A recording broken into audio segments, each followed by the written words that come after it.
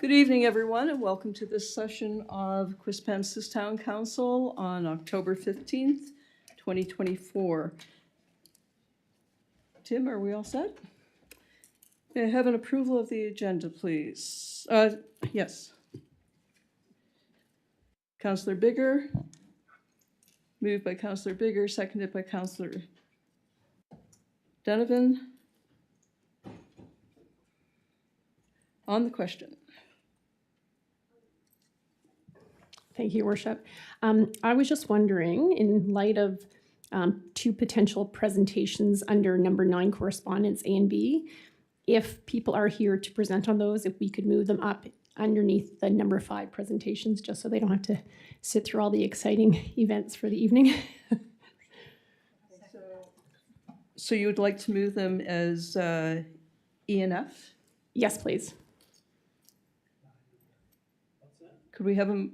So it's been moved by Councillor Luck, seconded by, so We'll vote on this motion. Councillor Bigger moved, Councillor Donovan seconded on maybe on the approval with an amendment? Yeah. With the amendment in it then? Yeah. Okay. What is the motion? So the motion was to move items 9A and B up to 5E and F, so that people who are here presenting this evening.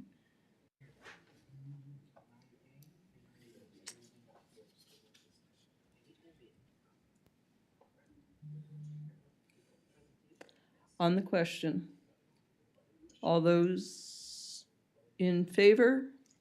Aye. Motion carried unanimously.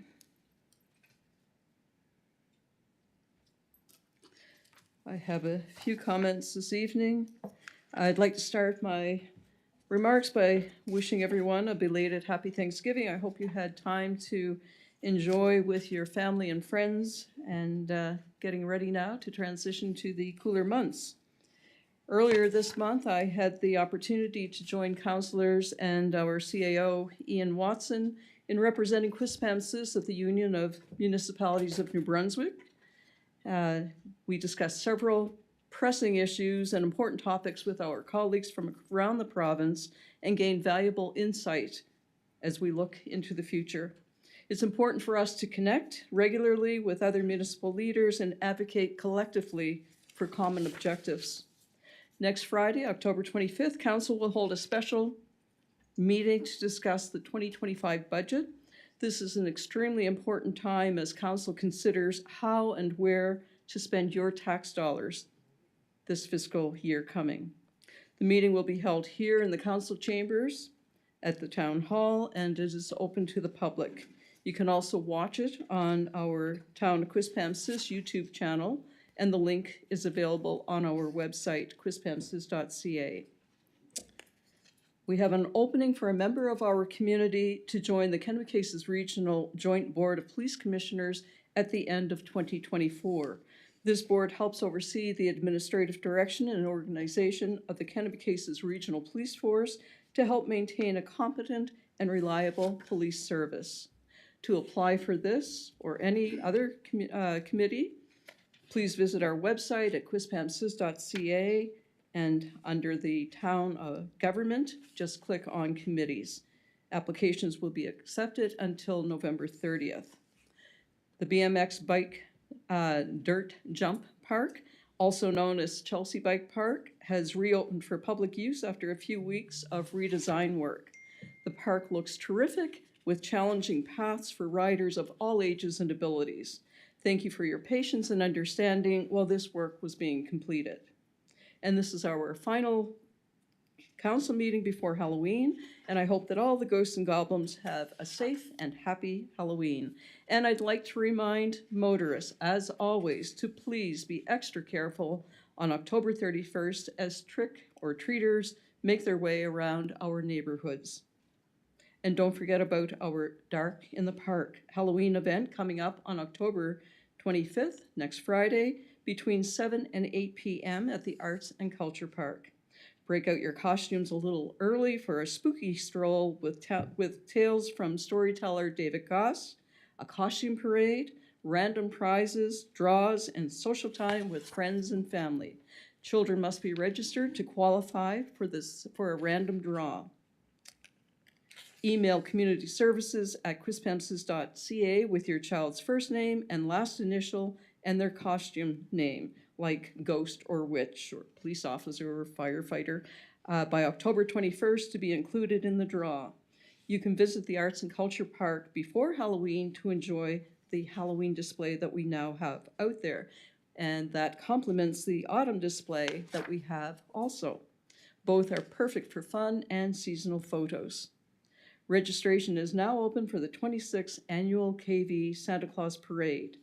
Community groups, organizations, and businesses are welcome to join the holiday fun by submitting a float application to participate in this year's parade. The parade is Saturday, November 30th, beginning at 6 p.m. It starts at Kennebecasis Valley High School and runs along the Hampton Road to the intersection of the Mar Road and Clark Road in Rothesay. The deadline to register your float is November 20th. October is Dyslexia Awareness Month in Canada, highlighted by Dyslexia Canada's Mark It Red campaign. Dyslexia can affect up to 1 in 5 people and is considered to be one of the most common learning disabilities. The town of Quispamsis will join many communities across Canada in making Dyslexia Awareness Month by lighting up the town hall with red lights on Sunday, October 20th. We are less than 3 weeks away from the start of the 2024 U18 Women's National Hockey Championship. The best young female hockey players in the country will converge November 3rd until the 9th at the Qplex. Ticket packages for the full tournament are on sale now through TD Station website.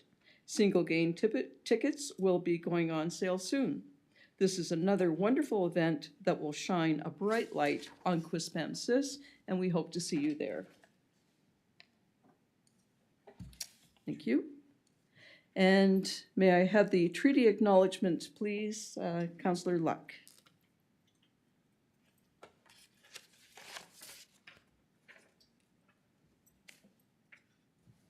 Thank you, Your Worship. We would like to respectfully acknowledge that Quispamsis exists on the traditional territory of the Louistiquet, Maliseet, and Mi'kmaq people, whose ancestors, along with the Passamaquoddy tribes, signed peace and friendship treaties with the British Crown in the 1700s. We would like to take this moment to pay respect to the elders, past and present, and the descendants of this traditional territory. And may we remind ourselves of the important work we have before us tonight. May we make good decisions without prejudice or bias and always in the best interests of our community, which we are here to serve. Thank you, Councillor Luck. I'm looking for a disclosure of interest. Seeing there are none, we will go on to item number 5, presentations. This evening we have with us virtually Mr. Phil Ouellette, the CEO from the Fundy Regional Service Commission, for the 2025 budget overview for a question and answer period here by council. Good evening, Mr. Ouellette. Welcome to Quispamsis this evening. Good evening. Apologies that I'm not there in person, but this is going to be good enough, hopefully. You are looking good, regardless of whether you're here in person or virtually. Thank you. So, Council, some of you had some questions after Mr. Ouellette's last visit here, and this is the time now before he runs off to Rothesay and then to St. John. So please let me see your lights on. Councillor Miller. Thank you, Worship. Thank you, Mr. Ouellette. It's been 2 weeks, so good to see you again. A couple questions. I see in the revised budget that you have the budget with the aquatic center study taking out. Now, has that been finalized? Yeah, it's a good question. May I share my screen with members of council? Is that fair? By a head nod. Okay, Councillor Miller, you're the boss. I'm going to do it. Let me see if I can track this down. Okay. So do you see this, Councillor Miller? Yeah, we have a copy on our screens. Okay. This is good for the Yeah. residents that are here, yeah. Okay, yeah. So this version is what we call a version 4 of the budget, and this eliminates that aquatic center enhancement study.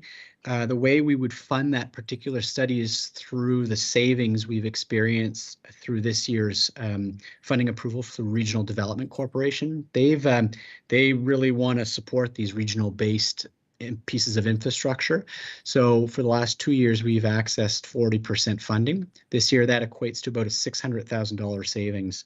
So what we're requesting our members to do is to pay for this study next year, instead of placing it as membership fees, place reserves in your own individual local government reserve funds for 2025, and that project will be funded through your already approved funding this year that has now experienced some savings through that RDC funding. So that's what this qualifies, this budget number for. I did want to share with members of council, in addition, I know, Councilor Miller, this was not the nature of your question, but I was going to pass out a handout if I was there. We have an updated version of the budget as well that I'd like to share with you, which eliminates one of the projects that were assumed in the 2025 budget, which is aerial photography, and it drops the budget down to a net increase of $412,549. So this is likely this, you have not seen this, but I want to make sure you have the most up-to-date information whenever I connect with you. This is the going budget that I would intend to present to the board for our October 24th meeting. And what this does is it still eliminates the aquatic center study as a new membership fee, but also reduces this aerial photography initiative. And there's a small reduction in the community development portfolio. So I want to make sure you're aware of what we're presenting, what we're likely to present. And apologies for not submitting this earlier, but as you can guess, in a budget process, things are fluid. Thank you for that, and thank you for the last budget. We don't have that one in our scope. I'll just make one comment about the aquatic center, then I'll move on. To be quite honest and frank, I think if this is supposed to be a regional facility, it should be looking at where is the best place for this type of facility, not just looking at a facility that was built in 1984. So it should be, if this is regional, you should be looking at not just fixing the aquatic center, but what is the best spot. You know, personally, I don't think that's the right spot, but that's a different question. So that's just my comment. And I do have a question or comment. Last 2 weeks ago when you were here, you were talking about how the regional facilities prices have climbed substantially, primarily because an additional $770,000 in capital. I had made my concerns earlier that these are all St. John facilities. I did I got asked for the information before the capital was included. St. John was spending, I don't have it right in front of me, but let's say $1.5 million dollars a year or before capital was included. Now they're spending about $3.5 million. So we're getting penalized. So my question this, and I do have this later on in council, to talk to council about it, and going to either the Regional Service Commission or going to the government itself, is the way the capital is being allocated is unfair for many reasons. One, we're expected to pay it immediately, where St. John borrows for it. That's not right. Number two, it shouldn't be, in my view, and we'll wait to see, because this is later on, you won't be here. I don't think we should be paying 50%.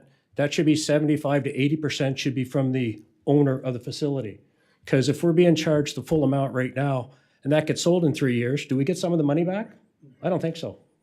So if you want to do capital, my thought is it should be 75 to 80% should be from the host community. And on top of that, they should borrow all the money, and we should be only prorated based on what their borrowing is. So if they borrow $20 million at 30 years, we only pay that much every year. Right now, we're asked to pay the full amount up front. So, you know, the capital budget increase for the total Regional Service Commission is 27% of the total $3.5 million increase, and it's all because of capital. So the way it's being allocated to the other municipalities, not just Quispamsis, in my view, is unfair. We should be prorated on a 25 or 30-year debenture, just like St. John is able to do, because we can't borrow for it the way it's done now. And also, since we don't own the facility and we weren't in charge of keeping it up to date in the first place, whoever has the home facility should be paying 75 to 80%. Now, that's a conversation I'm having with council later on, but you're only here now, and I know you see Rossi right after this. So thank you. Yeah, that's a great, some great feedback, Councillor Miller, and thank you for that. Perhaps just a couple of comments to help with your future conversation on this and how to approach this. We have completed an assessment within the Regional Facilities Committee to help support this question that you bring forward on longer term spending. So I'll just use a dramatic example. Let's just say one of the facilities requires a $20 million upgrade and it's approved by the Regional Service Commission. Well, that increase for Quispamsis would be too large to finance entirely through your operating budget. You're absolutely right.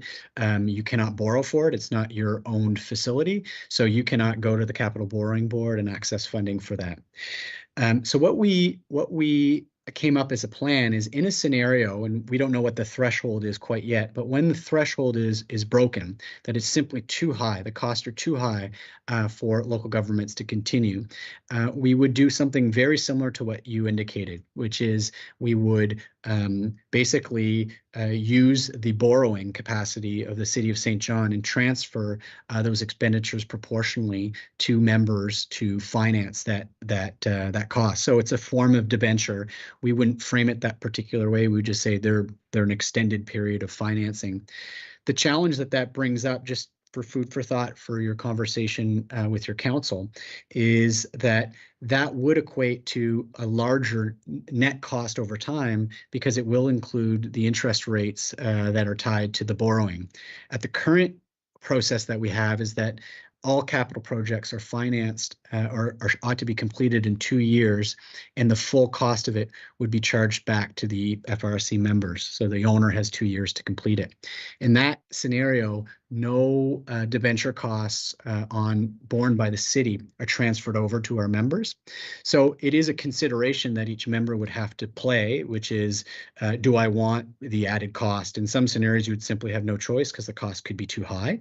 But in other scenarios, it might be wiser to proceed with the 2-year funding. So it is something we've tried to accommodate. No requests have come forward on that yet. Our next year's budget is 1.9, and it is expected because we have a 5-year capital budget from the owner, the City of St. John, that I believe it's in 2 years. The largest jump will occur where there's a roofing renovation on TD Station, which will yield the highest capital budget. And I do believe it's around 2.8. I'll have to confirm 2.8 million. So it's almost $1 million more than it would be in 2025. So we are tracking that particular scenario. The only other point that I would share is around these regional facilities and how they've been handed down to the Fundy region. It is done by legislation. We have no other regional service commission in New Brunswick that has anything similar. And simply put, they say your capital and operating ought to be financed by all members. And we did investigate a distance model formula to be integrated. It did not go through. This is in 2022, and it would essentially provide a venue where the further you're away from the regional facility, there's a formula that would equate a larger or a lesser percentage of the total cost as you move away. And so, that's one area. The only other thing I'd share is that this year we're doing a Class D estimate for the Aquatic Center enhancement for the potential of hosting the 2029 Canada Games. And in that assessment, we also requested that the architects define the full cost of a new facility versus a renovated facility at the Aquatic Center. So once that document is circulated, certainly the town of Quispamsis can assess that. I have reviewed it. It's quite a bit higher than the continued renovations of the Aquatic Center, but it is nevertheless a data point that could be used in future discussions around the Aquatic Center and its future. So I hope that's helpful for your future discussion on this. a follow-up with Councillor Miller? Yeah, thank you very much. Actually, it is very helpful because it sounds like whether we want, if we want anything changed, it can't be done through the regional commission. It has to be done through the government because you just stated that you have no say. It's the same thing. I don't think we have a say if you come back and say the aquatic center is $40 million either. So I think those are something we need to discuss with the province and change legislations, because it's the same as we're not getting credit for the Qplex, but we're a quasi regional facility, yet you can't do anything in your level. So I think you've answered my question. Thank you. Yeah. If I may, through the chair to Councillor Miller, one other point I would make is and it is unfortunate, is that we were provided the 5 regional facilities, not by discussion, but by legislation, and I think it really does make it much more difficult for our region to come forward with a new regional facility. If we had none and we discussed the creation of a new one, well, we'd start at scratch like every other regional service commission in this province. But for us, we have 5. So when we have a future use or an existing facility that we might want to consider, the appetite for a 6th regional facility is quite light. Everybody has had enough with the 5 in terms of their costs. So, it's a very difficult threshold to overcome when somebody's going to come to this region with potentially a very good idea for a regional facility, but the chances of it succeeding are slim because we have 5 that are required. Thank you. Also, I think on that topic, Mr. Willett, we have to look at the idea that this has been mandated to all of the regional partners. One of the biggest words, or one of the most often used words, is collaboration. And I don't think we've been given an opportunity to collaborate on how we pay for the capital costs. And I think that's important, that we ask for a say in that. I think moving forward, even this year, I think as Councillor Miller has pointed out, we need to have a say. Certainly the government has created formulas over the past for the entire province, and we were not always treated fairly. We would like to see this more divided more fairly among the 7 regional partners. And I think that's a good starting point, that we have a say in this. Deputy Mayor Scryer. Thank you, Your Worship, through you to Mr. Ouellette. Thank you for coming back and sharing some of your thoughts with us. I just want to point out that, as you started, it was the Funday Solid Waste Commission, or and now we have solid waste, planning, community planning and building inspection, regional public safety, regional transportation, community development, regional facilities, economic and tourism, all under the new formula that was brought in. So it's gone from, it's not, let's take baby steps and grow. It was like, bang, that's what we're going to do. And I struggle with the amount of money that it's costing us, and the amount of money that was already costing us before, our increases, when we don't even know what our budget is. So my question to you tonight is, we've been informed that we won't know what our assessments are until after the election. What will that do to this budget process? Because I heard you say you're going to meet Thursday, I guess, to approve the budget. But we don't even know what our assessments are until, I think the letter said that was in the package, November sometime, we might get an idea of where we're going with assessments. Pretty hard to plan our budget as well. So I would urge that there be a delay in any decisions on the budget until we know where we are with our budget and what's happening. And I would also urge that we be able to say, we need to take some baby steps here. There's an awful lot, and I can't imagine what's on your plate and on the mayor's plate. I know that the amount of time and energy that goes into sitting on the commission for the mayor and the other members as well is phenomenal. It's just like somebody suggested that down the road there might just be 12 commissions and there'll be no more municipalities. We'll just all be run by a commission. So I would urge you with your budget meeting this week to have that conversation again with government, if there's anything we can do to slow this train down. Thank you. Thank you, Deputy Mayor. If I may, Mayor, to comment on that, and thank you for the feedback.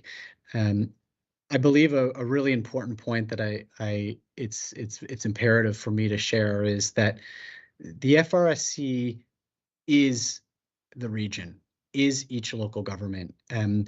There has been this belief that the FRSC is the province. And yes, I cannot deny that the province defined a lot of what the regional service commissions ought to do. But now within that framework, it's been overseen, managed, and the vision is now being provided by each local government. And part of our vision is that the FRSC is to never replace local governments. It's not something under my watch and under anybody that's on the board of the FRSC today, including your mayor, which I've heard, is that the importance and autonomy and authority of local governments have to be maintained.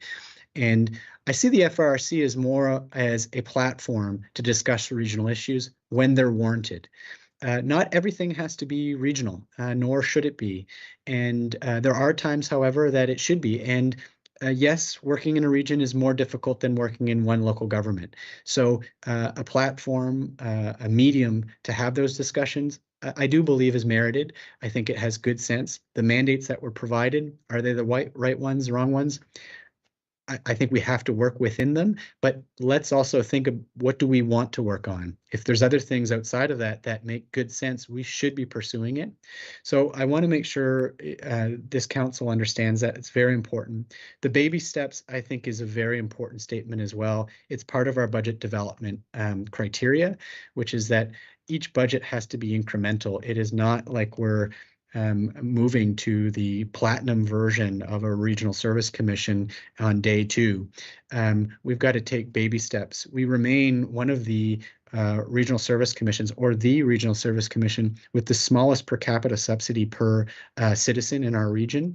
Ours is $23 per citizen. The highest in the province is $109 at the Acadian Peninsula. And the average, I believe, is in the $40 range. So we are the lowest, and that's something to be proud of, and something that is indicative of the vision that's being provided by members of the board and from councils from across the region.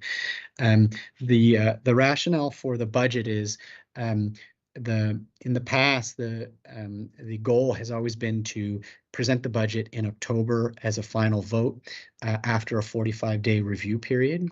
And you're absolutely right. It is a frustrating scenario for local governments because they do not have their property tax information yet from Service New Brunswick or the government of New Brunswick. So you will not get that before.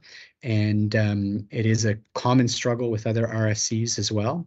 The challenge that they had is that the province has asked each regional service commission to present their budgets before November, which makes it even more complicated for each local government. So that's why we place it in that particular area, that we usually present it in late August or early September to meet those deadlines.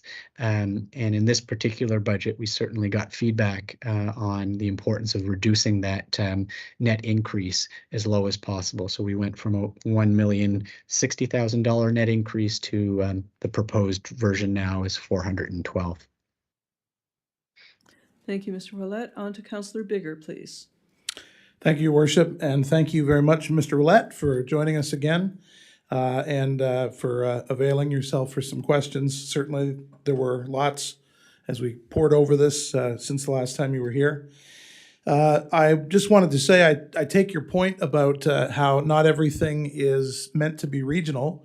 And in the case of our town, I would say, for example, as we sit about and our expert staff work with us and we all try to figure out how we move ahead with things that we have, challenges that we have here locally, such as upgrading our water infrastructure, municipal water infrastructure, to help to accommodate new housing stock builds and so on, and develop and commercial development and so on.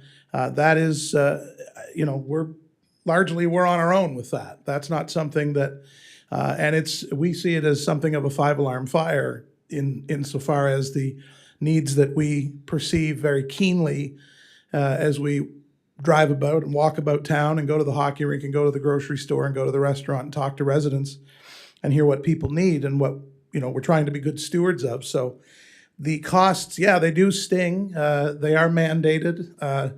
You mentioned about, I have a bit of compassion for what you say about how you sort of inherited these regional facilities, these 5 facilities. There's a lot of that sentiment going around, I would say. And, the idea of building a new regional facility being an additional challenge, as you point out, because of the legacy of these 5 facilities that have had, in some cases, I would characterize it as a bit of an uncertain management over many, many years that's led to a lot of catch up on capital investment and expenditures. It does, sure, it makes it hard, but then I hear about St. John wanting to build a 6-plex, and I wonder what looms down the road, and incrementalization is an important part, but if there's an inevitability about these kinds of things, based on a philosophy around how it's to develop, then I do worry a bit about what that means for us in the long run. And as Councillor Miller pointed out, I just wanted to echo some of his concerns, and I appreciate that you've also thought about how to make the long-term financing of our connection to this, our commitment to this, whether it's a shotgun wedding or whatever, however you want to describe that commitment that we have to those costs.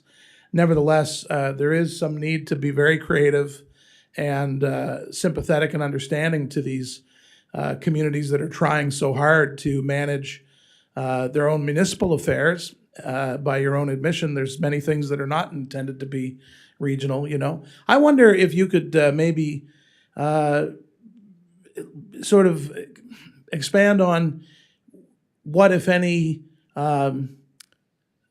similar or disparate comments you hear as you speak with other municipal councils in the region around this. I can't imagine we're the only ones feeling the pinch, as it were. And I will just say that last weekend, being at the United Municipalities of New Brunswick conference, certainly anecdotally, there's a lot of common sentiment among municipal governments from all around the province that in their own respective regions, so I'm not even just talking about the Fundy region, that there's difficulty, there's challenges, and challenges are okay, hard work's okay, but with a sense that we're moving towards a common goal of improving the conditions of everyone involved.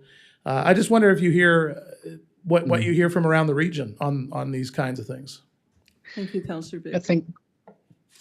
Thank you for the question. It is common. There's challenges across the entire region. Different councillors experience it differently. I'm gonna answer your question with maybe a little of a positive tone, which is that ultimately what we're trying to achieve here is new forms of engagement and collaboration between different local governments. And, it shouldn't feel forced. Sometimes it does, ultimately. But I think when we think of this as we've got 7 communities, we've got a strong base of working together, we should find ways to deliver service in a meaningful way when it makes sense in a regional format, find savings for our citizens.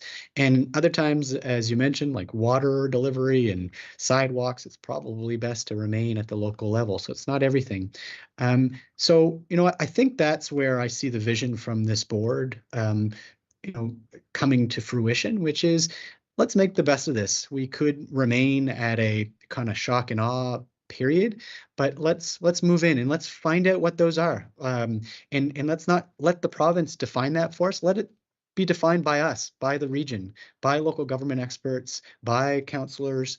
and let's see if we can deliver a stronger service, not just for the Fundy Regional Service Commission, but for the town of Quispamsis, for the town of Rothesay, for the city of St. John, for all the members. And I do think there's good merit in that. There is a history of sometimes when you work in a region that things can go sideways very quick. So if you've got a platform and some rules and procedures to help do that, and some process, and if we're better at it, I see it as a good thing. Yes, it's going to cost some extra funds to start off, and that's what we're experiencing now. But I could only imagine that over time, this should be and will be a real added value to each local government in its participation. Hard to do right now because of things like the regional facilities, among other costs, but it's certainly the vision that I bring, and one that I hold true with the board. Thank you, Mr. Willett. I do not see any more lights on, so I am assuming that our questions have been exhausted, and we wish you well for the rest of the evening. Good luck at your other meetings, and we will see you soon. Thank you very much. Thank you for being here and taking the time once again. Have a good evening. Thank you. On to item B, 5B, 236 Hampton Road, PIDs 00251843 and 302-40527 from single or two-family residential R1 to integrated development ID rezoning application. And this is simply a presentation this evening to gather information. It's not to provide objection, it is not to give opinions, but simply for us to hear and to learn what the project consists of. So this evening we have with us Judy Lane, President and CEO of Home Care by Design. And Judy, if you would like to speak to your project. Welcome this evening. And we have a timer for a 10-minute presentation. I see that. It's been a long time since I've been here in this spot. Thank you so much for allowing me to be here tonight. Mayor O'Hara, Deputy Mayor Schreier, councilors, staff, and guests. Oh, sorry. That better? Yeah. Sorry about that. My name's Judy Lane, and I'm here tonight to talk about creating an aging in place community at 236 Hampton Road and why it is so important now in 2024. I'm here with Kelly Peters of Polyline Designs. He's the consultant working with me on this project. And also, by surprise, I have my whole team of staff here in the back who came to support me.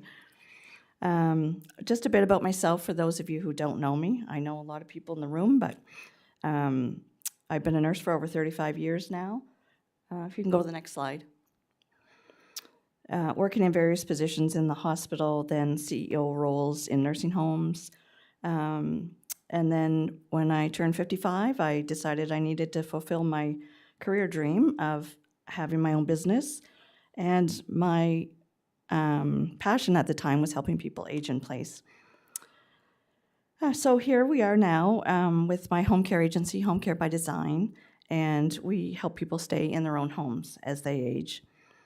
This project would be the next phase of our business, and that is to create communities where people who can no longer live at home have another alternative to choose to help them age in place. Next slide. So some people may not know what I mean by aging in place. It's being able to stay at home for their choice, being able to stay at home or their choice of home as they get older, continue to make their own choices and decisions, and to have the support that they need to do so. And some of the questions that you need to think about as I'm getting older, I ask myself these questions. Other people are getting older. Is your home set up to support your future health needs? Are you still able to drive? If not, are you close to amenities? Do you have help? Do you have family or friends who can help with getting groceries? Are you able to maintain your home inside and out? Can you access help to do this? Are you able to manage your health as you age?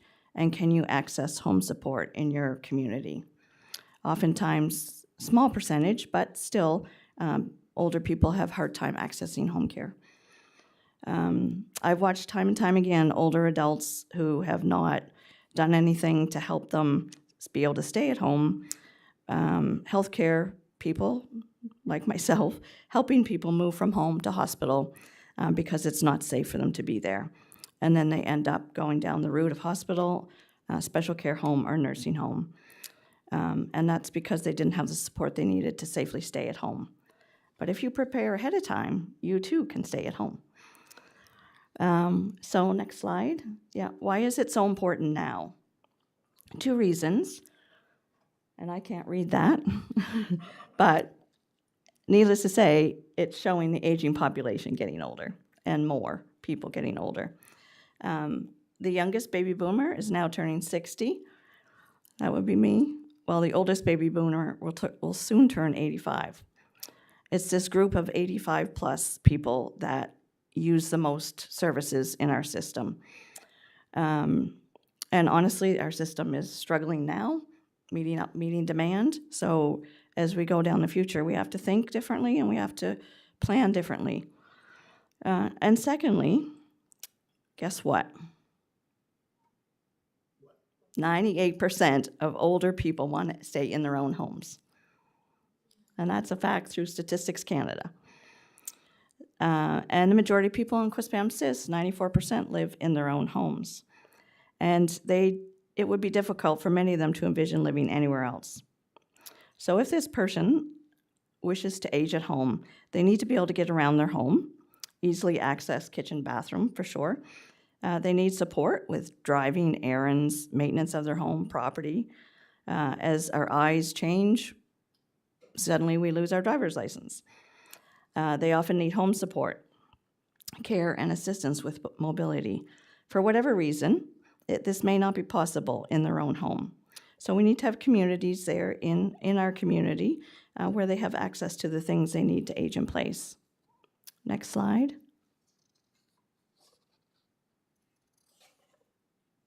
Yes, so why is this important to Quispamsis? Looking at your municipal plan and strategic plan, some of your goals are to maintain the population base, and in order to do that, with the changing demographics, it requires a variety of housing. And the majority of housing stock in Quispam has traditionally been single-family homes. We need accessible housing to support those seniors if they want to stay in our community, and they do. Supporting population growth. We need to increase our population. Every time I come to these council meetings, which is not very often, but when I do, I always hear budget issues and the rising cost, and that translates into taxpayers, citizens paying increased property taxes. So we need to support population growth, and that means increasing housing. This project will increase 62 units on this property and support community sustainability. One of your goals is to increase density in the core areas where there's already utilities to make it more cost efficient and keep our property taxes down.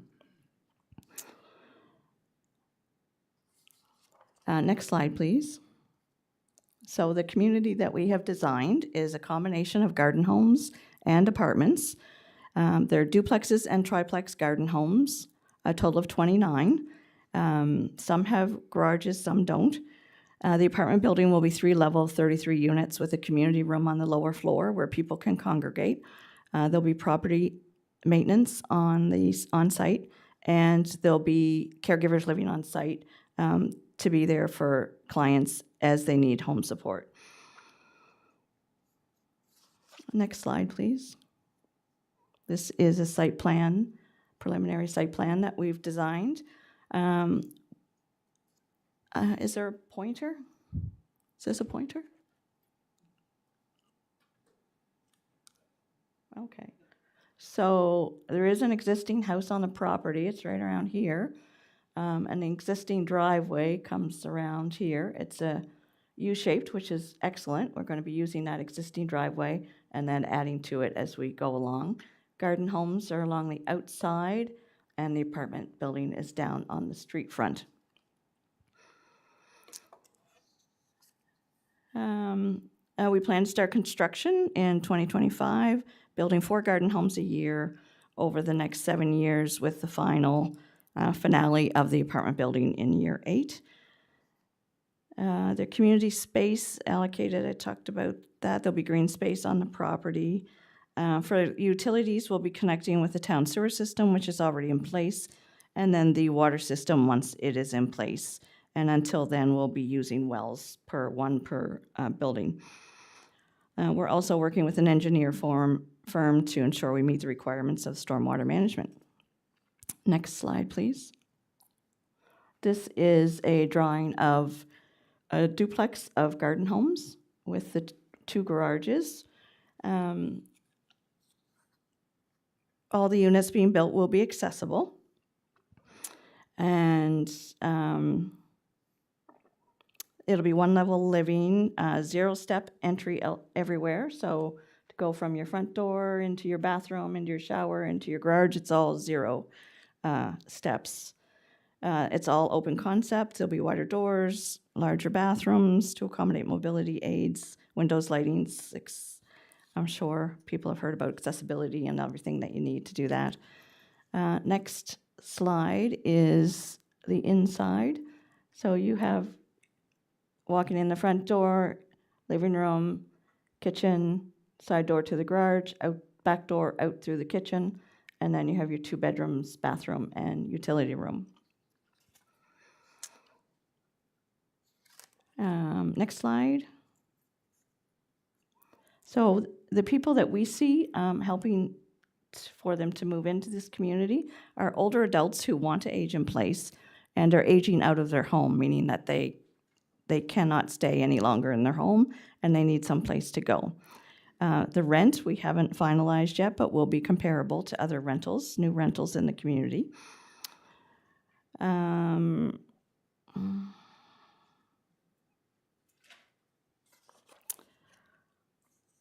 Next slide.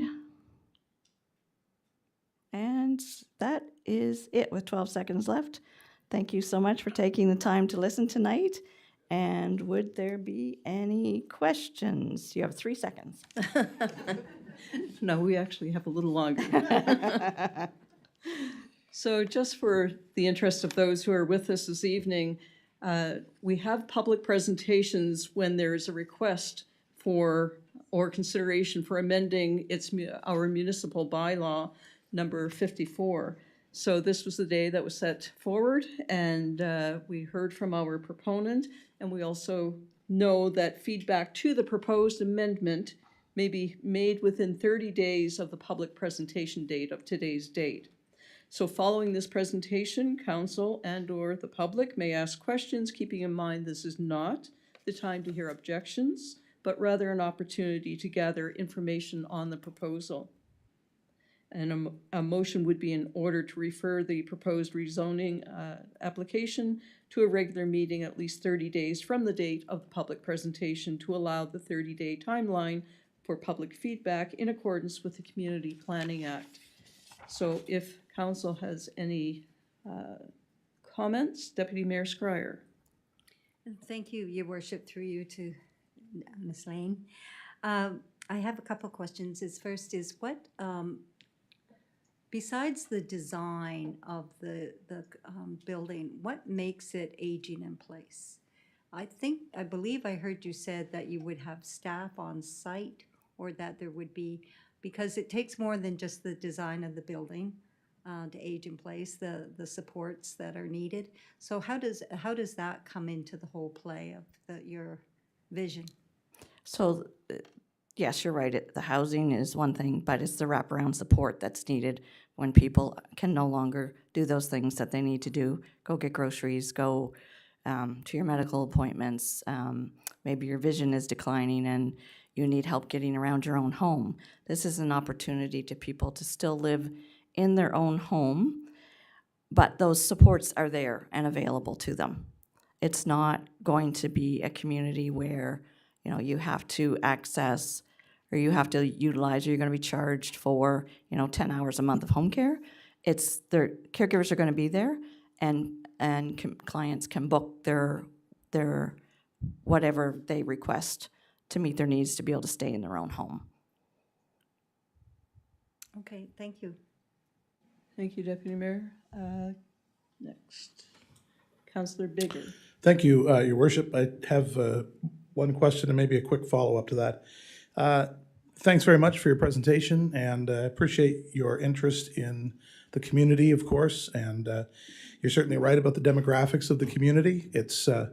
We're proud, I think we're all very happy that we live in a growing community, but our residents that are, getting a little older, that is growing as well within the demographic of the community.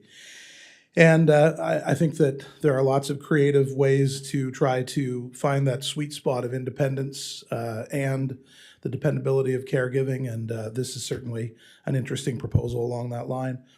My question is around the offering of services. You mentioned that in the apartment complex, there would be a couple of units that would actually house caregivers who could then, of course, make their rounds and so on and so forth, sort of the nursing home with no walls, as it's referred to sometimes.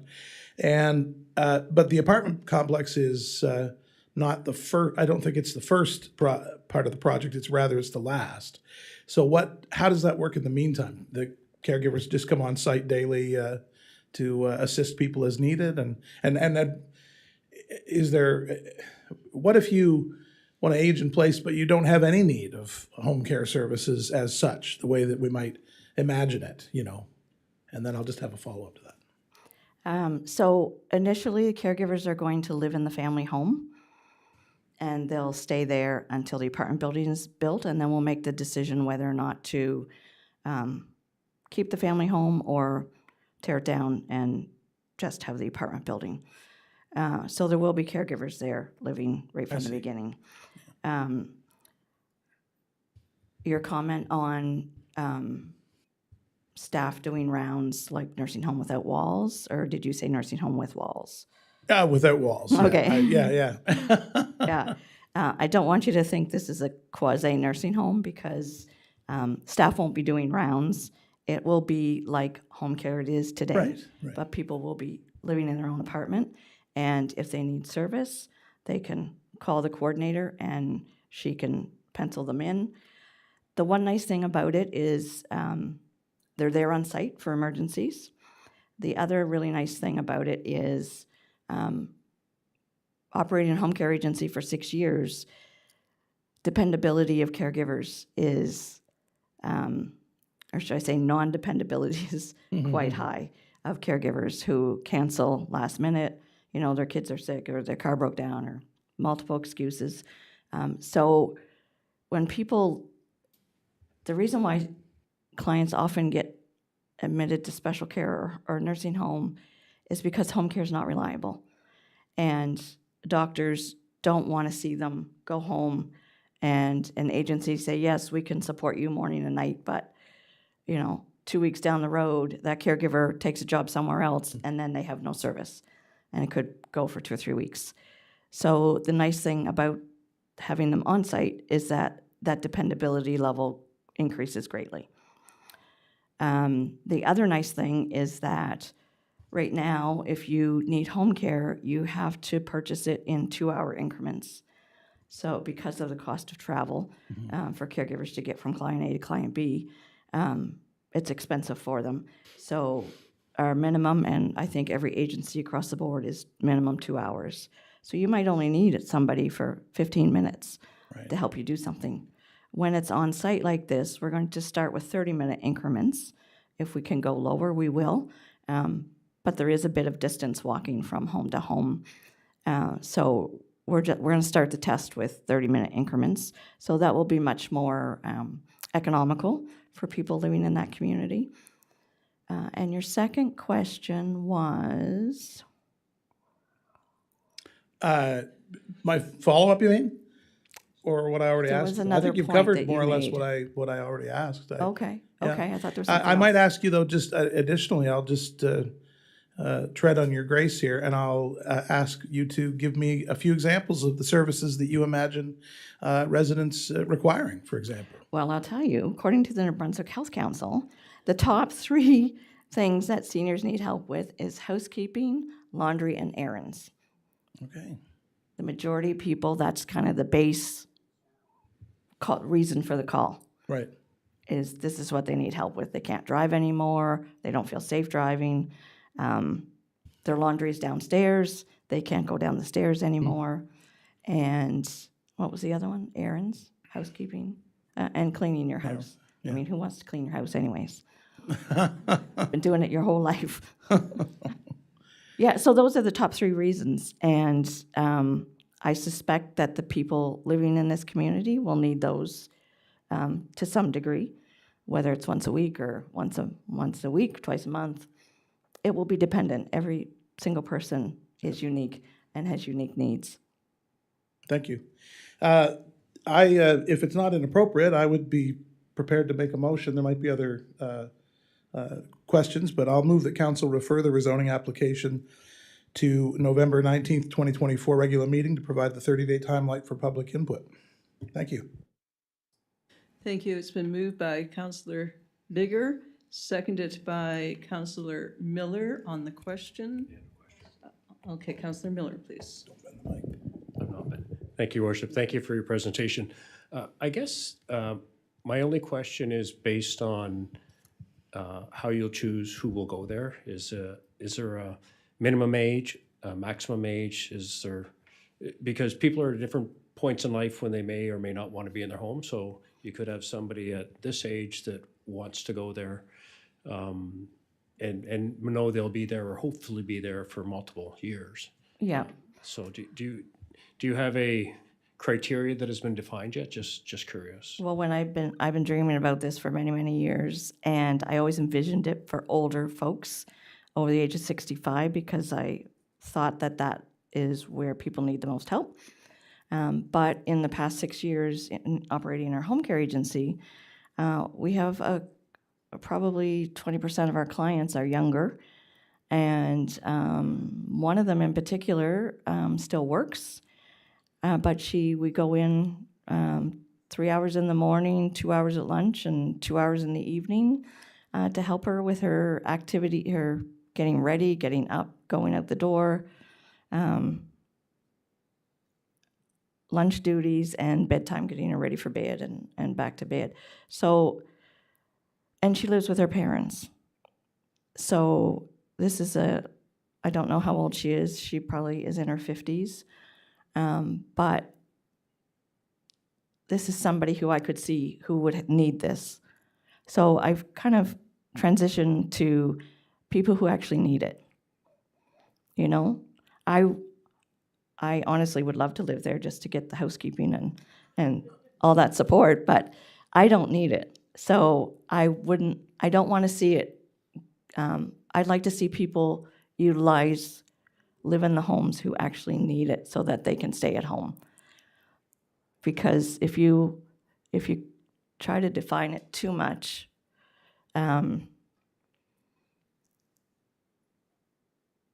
or maybe not enough, you'll get people moving in who just, we used to get it at the nursing homes. They put their name on the list 10 years ahead of time. So when their name comes up, they're ready. But I don't want to see people moving in and not needing the service. Thank you. Thank you, Councillor Miller. Councillor Olson, please. Thank you, Your Worship. Thank you for your presentation. I think it's a sign of the times, and it's an opportunity for some unique service to the community, and I'm somewhat familiar with your services and that, and your capabilities, and I think it's addressing the needs that are out there, and we're all getting there, and no, there's no escaping it. No, And, that's right. So I'd just like to say I think you're right on with the offer you're making to the community. Thank you very much. Thank you. Thank you, Councillor Olson. Councillor Luck, please. Thank you, Your Worship. Thank you very much for the presentation. It was very well received. I think it's an absolutely wonderful initiative, especially as an OT. Yeah. So I could really appreciate aging in place. I had actually just a curiosity question in regards to, you mentioned accessibility. I know a lot of the building codes are bare minimum when it comes to accessibility. And I'm just wondering how, like, is it going to be more universal design, like kind of principles that you'll be putting in, or? We want to make sure that we put things in place so that down the road, if things are needed to change, that is minimal cost, number one. So wider doors, zero-step entry, showers with zero-step entry, blocking in behind grab bars, those kinds of things. We're not going to the point where the kitchen is actually, I'm not sure if you call it accessible or universal, you know, with wheelchair accessibility. The bathroom will be wheelchair accessible, but we're not going to do the kitchen. You know, if we have to do that at a later date, we will. But I love the concept behind open concept living, because it makes it very easy for wheelchairs to get around your unit, or mobility aids, or whatever they may be, to help you get from point A to point B. So we'll be following, I think it's the accessible definition versus barrier-free. Okay. And I think universal is, accessibility falls under universal, I think. They're also very closely Yes, yeah. tied. Yeah, it's universal would be anyone could use it, even if they don't have a disability, but it's basically a design that, you know, anyone could use in a Right. wheelchair or not, yeah. Right, yes. And we'll have an OT on our team to make sure we design it right. Awesome, thank you very much. Good luck You're with your welcome. project. Thank you, Councillor Luck. Deputy Mayor Squire, please. Thank you, Your Worship, for letting me ask one more question, but it did pique my interest Sure. when the conversation about the existing house came up. So that's where you're planning that staff will live in the house? Yes. So how many staff would you see living in that house, and how would that work? Like, and down the road, you said then that house would be demolished and an apartment building put up? Well, the apartment building will be put up. It's on a different spot than the house. Originally, we had planned to tear down the house just because of the condition of it. But we're going to see as time goes on. It's a beautiful house. Needs a little bit of TLC, but so initially there'll be 4 caregivers living there. It will take a couple of years to build up the clients living there, so there won't be a lot of work initially. So and it is 4-bedroom house, and when we hire a lot of staff from outside of Canada, and when they come here, they have no transportation, no plan, no ability to purchase a car for at least a couple of years. So to place them here in the Valley is very challenging, because they can't get from client to client. So we thought this would be one solution to help them. The other solution is shortage of housing. They can't find places to rent, places to live, and when they come, until their entire family gets here, they rent out one bedroom. And that's how they live until their family comes, or sometimes their family doesn't come, they're single, and they live in that one bedroom for quite some time. Thank you. So they would be sharing the house. Okay, thank you. Thank you very much for your presentation. Any other questions? So it's been moved by Councillor Bigger and seconded by Councillor Miller. We are short 1 councillor. Just a few seconds here. We've got a quorum, so we'll just go forward. Please vote now.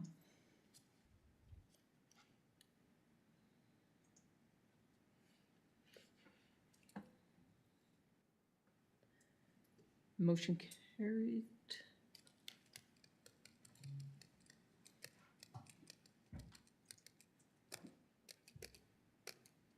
You guys are very high tech.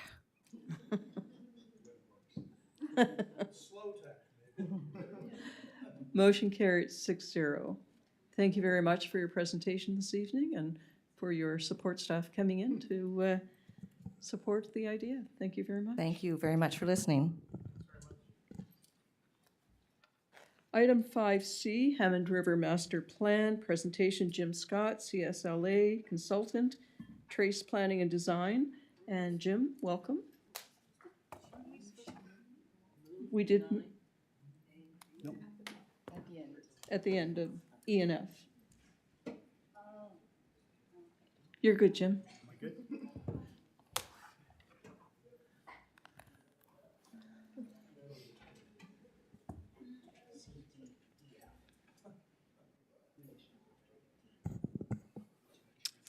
Welcome.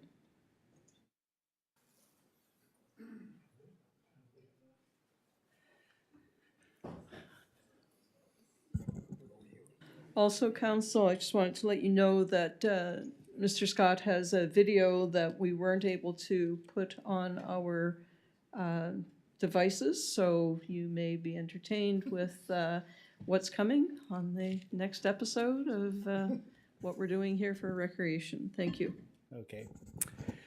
Your Worship, Councillors, thank you for having me this evening. We have been working on the Ham River Master Plan for several months now. The intent of the park, extending from the previous Recreation Master Plan, was that we were creating a facility that had three primary purposes. One purpose was a natural-based facility that provided recreation to residents, whether it be passive or a slightly more aggressive passive environment for walking, hiking, trail riding in some cases, and a little bit of trail running as well, as talked about residents. Additionally to that, we spoke a lot about this being as an economic development tool, something that when promoted with your other regional park assets, we're promoting the notion of lifestyle within community, and this is meant to extend your previous or existing park facilities to provide a complete profile along that sense. And then third, this is a social facility. It is a place where people get together, they're going to walk, they're going to be in nature, they're going to be able to access the river, they're going to be able to look at the river or have long views of the river valley almost on both sides. So that was the intent of the master plan, and as I said, we've been working on it for several months, so we wanted to run a concept by you this evening to see what you think and to get comment on it as it exists today. The park is meant to be delivered within the same profile as your other regional park assets. So these are your large assets that have attraction throughout the region. So things like the area around the Q-Plex, the area around this site, Gondola Point, and a few other places that have both social, recreation, both passive and active, as well as economic development opportunities around them, such as this site. So the master plan, previous master plan, the recreation master plan, highlighted this as a facility that would give Quispamsis a facility similar to what you would see at Rockwood Park in St. John. In Fredericton, you'd see a Killarney Park, or even Odell, that's something similar to that. In Moncton, you'd see Irishtown Nature Park. So it was meant to have a facility similar to that for this community, as well as the communities immediately around us. As I noted, with the Recreation Master Plan, we know that we have residents that, although we're increasing in population, our senior populations are increasing at a higher level than some of our younger populations. So indeed, we want this to be an economic development tool that helps bring more residential development in the area, that helps to bring up, prop up some of those lower sections of population, but at the same time, residents that do want to get out, senior populations, people, I'm finally that age, right? Where we want to get out and meet and greet within the park, use a natural surrounding, and have a facility that is accessible for us in that area. The master plan, the recreation master plan, again, this is a few years old now, really focused on future park development being about your strong natural assets, which you have some of the strongest, the river valley. In this area, the trees, the landscape, the environment, the trail network. And out of that process was talk of this park expanding to be able to support additional use of that same facility at the regional park level. So moving it from the community park level, largely serving those that live around it, to becoming a regional park. And in fact, working together with the cycling park next door, two very strong assets that really promote the idea of lifestyle within this area of the city, specifically on the higher active end at the bike park and the more passive end in this area. We have land in between. We want to really focus on development of that land and lifestyle-based development within that area that uses both of those parks for that assets. The Ham River Park in the master plan was talked about additional hiking. Without a doubt, wants to be accessible, so we got a little bit of work to do on how we make this an accessible facility. Moving into just slightly elevated heart rates where we can. Without a doubt, access from the river and access to the river is very important for paddle sports, and capitalizing on those long views and creating an asset that really specializes on providing an area for people to use long views. We know that over time, finally, we will need another access to the park where we have increased parking, the ability for more people to come here from throughout the community. We know the existing parking lot and area is very busy today, will continue to be very busy today, but it's pretty much at capacity. So a new entrance to the park that carries additional parking, another play area that works for residents that live around that area, and another spot that we ensure we get a good accessible entry into the park is something that was very important. We have been working with residents. We worked with a survey. We worked face-to-face with residents, and we had a review session with residents. Quispamsis is interesting. And with consultation, we really have two types of people that come out to the sessions. You're either a creator or a critic. So in the creative sessions, those are the early ones when we actually design what a park wants to be about. And the critical sessions are the more follow-up sessions when people come in to see what we produce. We can pack a house every time for a creative session here.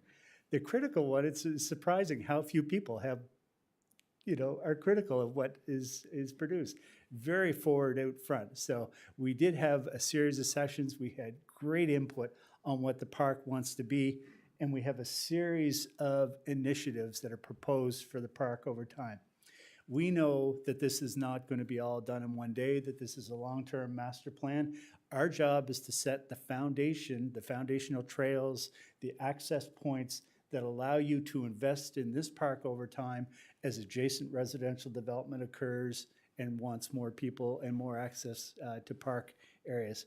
So we know it was very important that the nature and conservation of this area, especially the additional land, is something that is very important, that the park wants to expand to include all that area. So we have a good park and trail network, that our trail network itself wants to be interesting, have rest spots, great view spots, and be very accessible and inclusive of all those that would use the facility.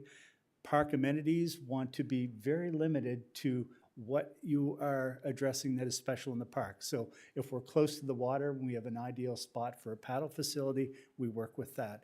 Places where we can have great views, we work with that. Areas that we have accessibility challenges, we work to modify that over time.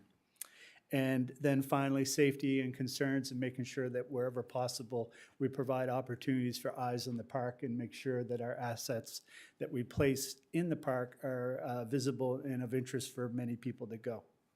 So our master plan conceptually expands the existing park that sits today. Presently, we sit at about 41.3 acres, just in off of Rayner Drive, extending down toward the water, with a primary entrance coming off of Rayner Drive. We do know that as we expand to the west, we'll look at entrances off McAlpine, coming in off of George, and as well as Lindsay into that site. And it is that area that we've proposed park expansion at just under 65 acres. So that gives us, between those two spaces, 106 acres of land. There's no intent to go in here and fill that land, and in fact, it's all about the opposite. It's about creating space, using that space, bordering, edging it with trails, and making sure that we have a good accessible route.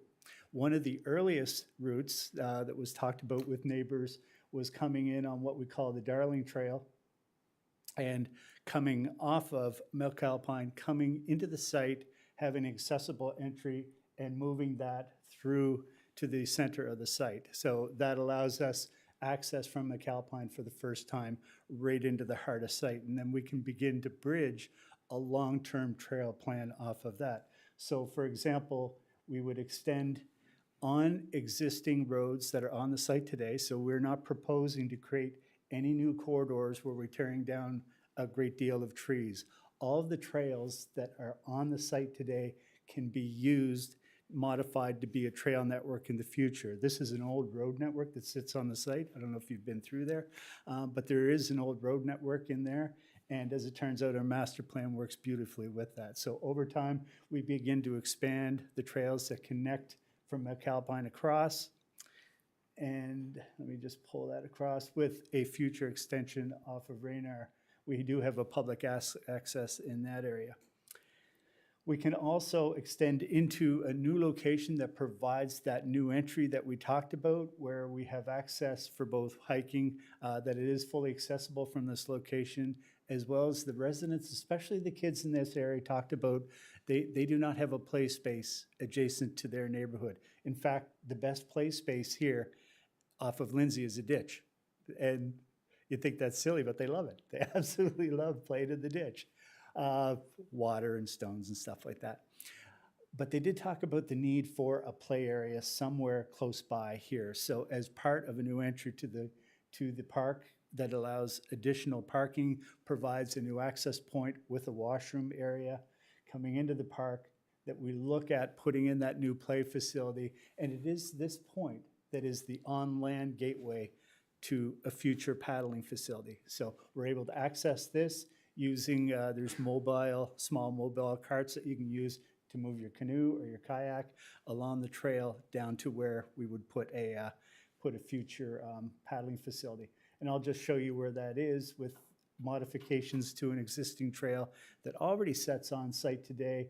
We would, from our primary entry, move down toward a paddling facility with something that was similar to at the entryway in terms of a washroom facility, a shaded area, and somewhere where people can sit and enjoy the water and have that two-way relationship between the river and the park area.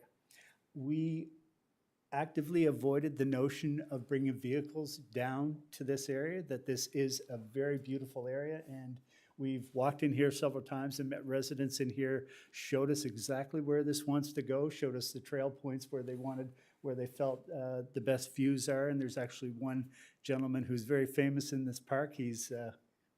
I think he's in his late 80s now, showed us exactly the spot where the interface wants to occur. So this works in terms of a network with other paddling facilities within the region and provides a gateway as well as an access to the park for that reason.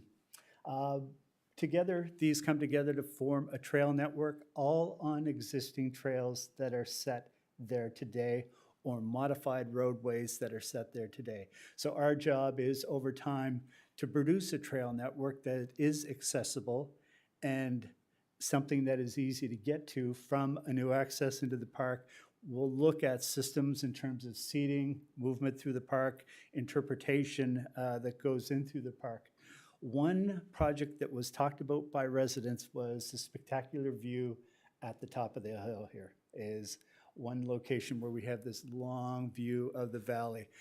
We didn't look at budgeting this or how it should be built over time, but we did look at the idea with residents that there could be the notion of a viewing platform from the top of the hill here that gives us that long view.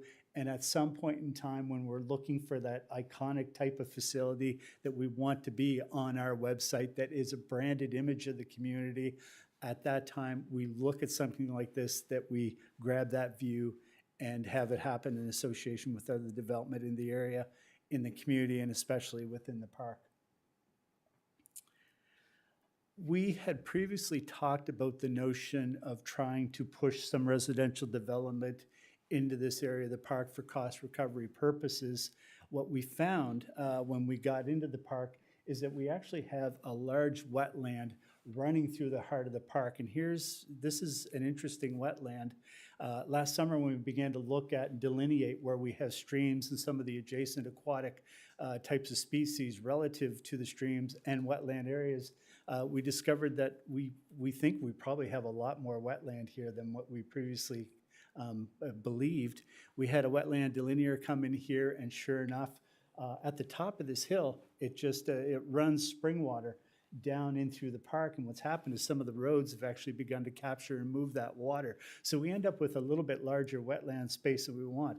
We can work with the trail networks to sustain and hold some of that water to refeed some of the root zone systems of our trees, but from a development point of view, it becomes a little bit more costly. So our challenge is going to be when we're working with this trail network within the wetland area, which we've already spoken to the province about. They have an agreement, we have an agreement in principle with them about how we go about building within here. No difficult challenges other than when we do come to our streams, try to cross it with something that does not in any way impede the stream. That's not anything new.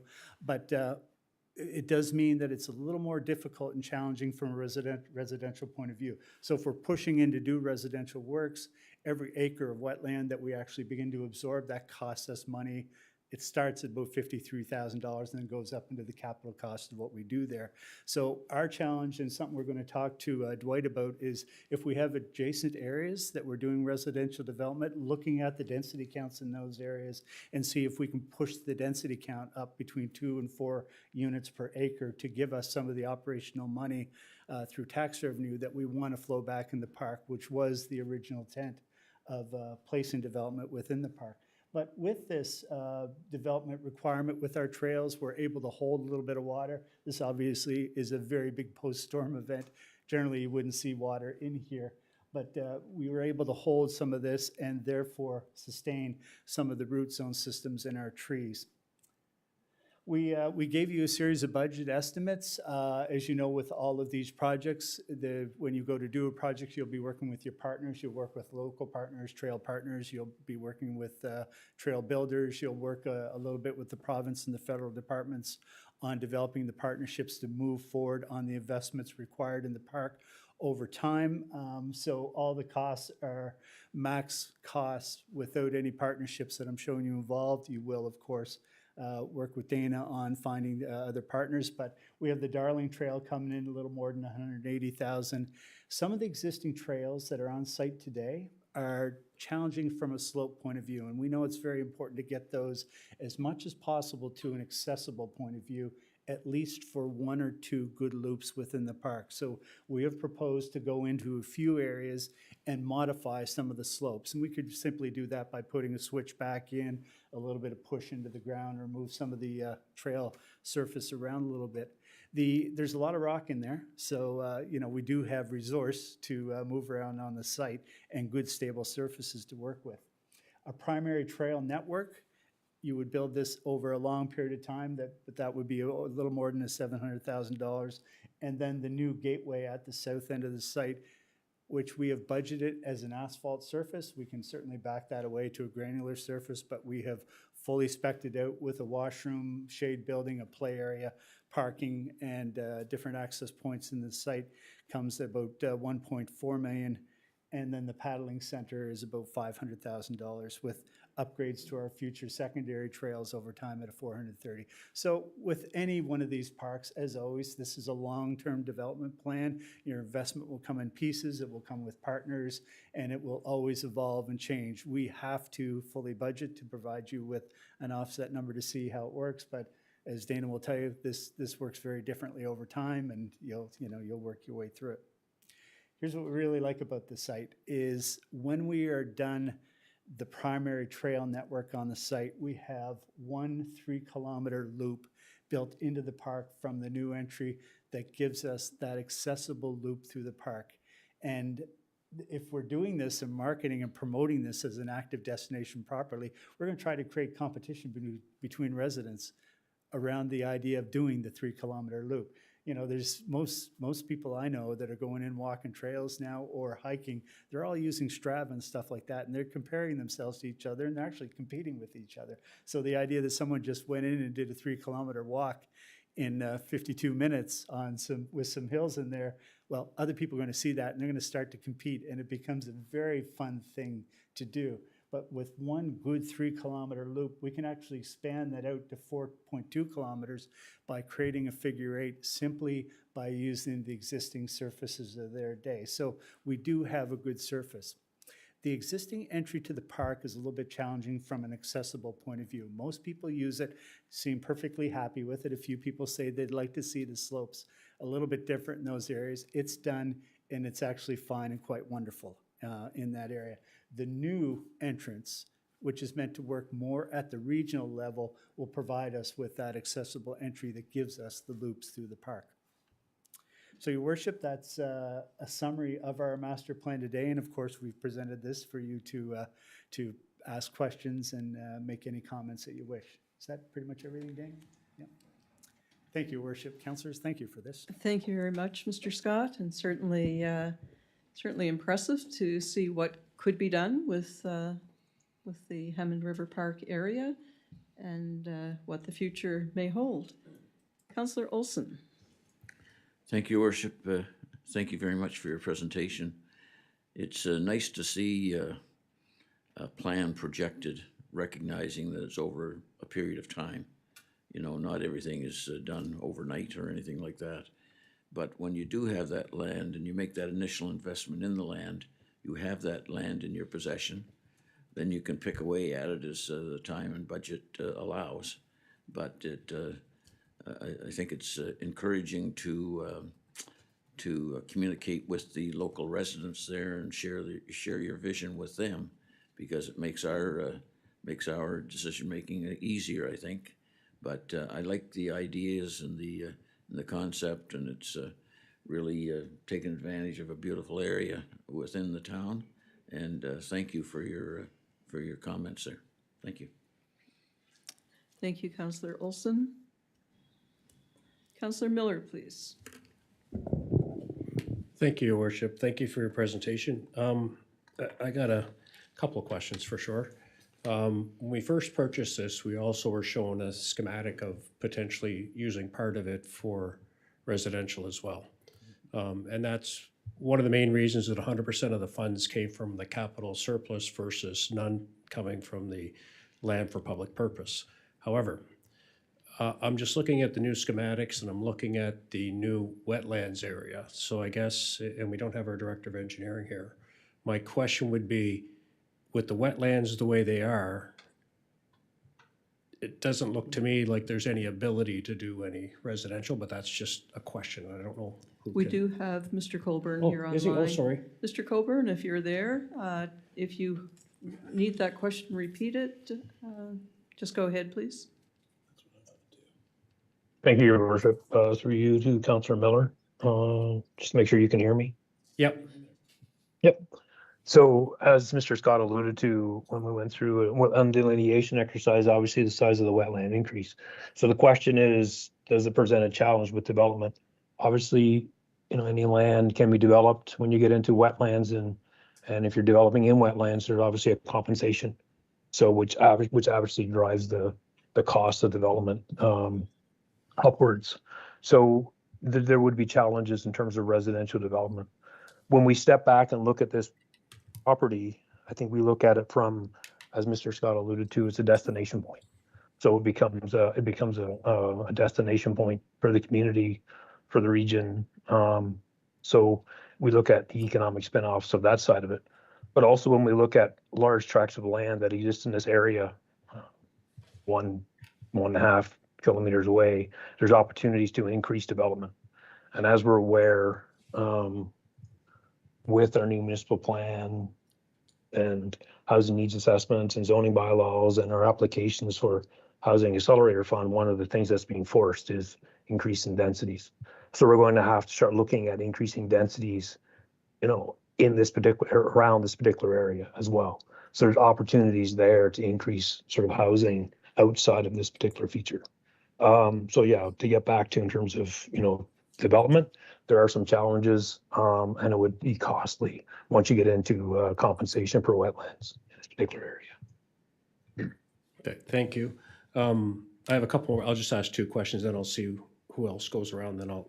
So my question would be for our treasurer, who's on the line right now. I can see, and this comes back to the original purchase, we didn't take the $160-some thousand out of land for public purpose, because if you take it out for land for public purchase, you can't, kind of more difficult to resell something. So my question is, can this money now be transferred over there and used for like the first year of trails to our treasurer? Ms. Brandon, please. Through you, sorry, sorry, through your worship, through Councillor Miller, I would have to take that as a takeaway to look into to see if we could do that.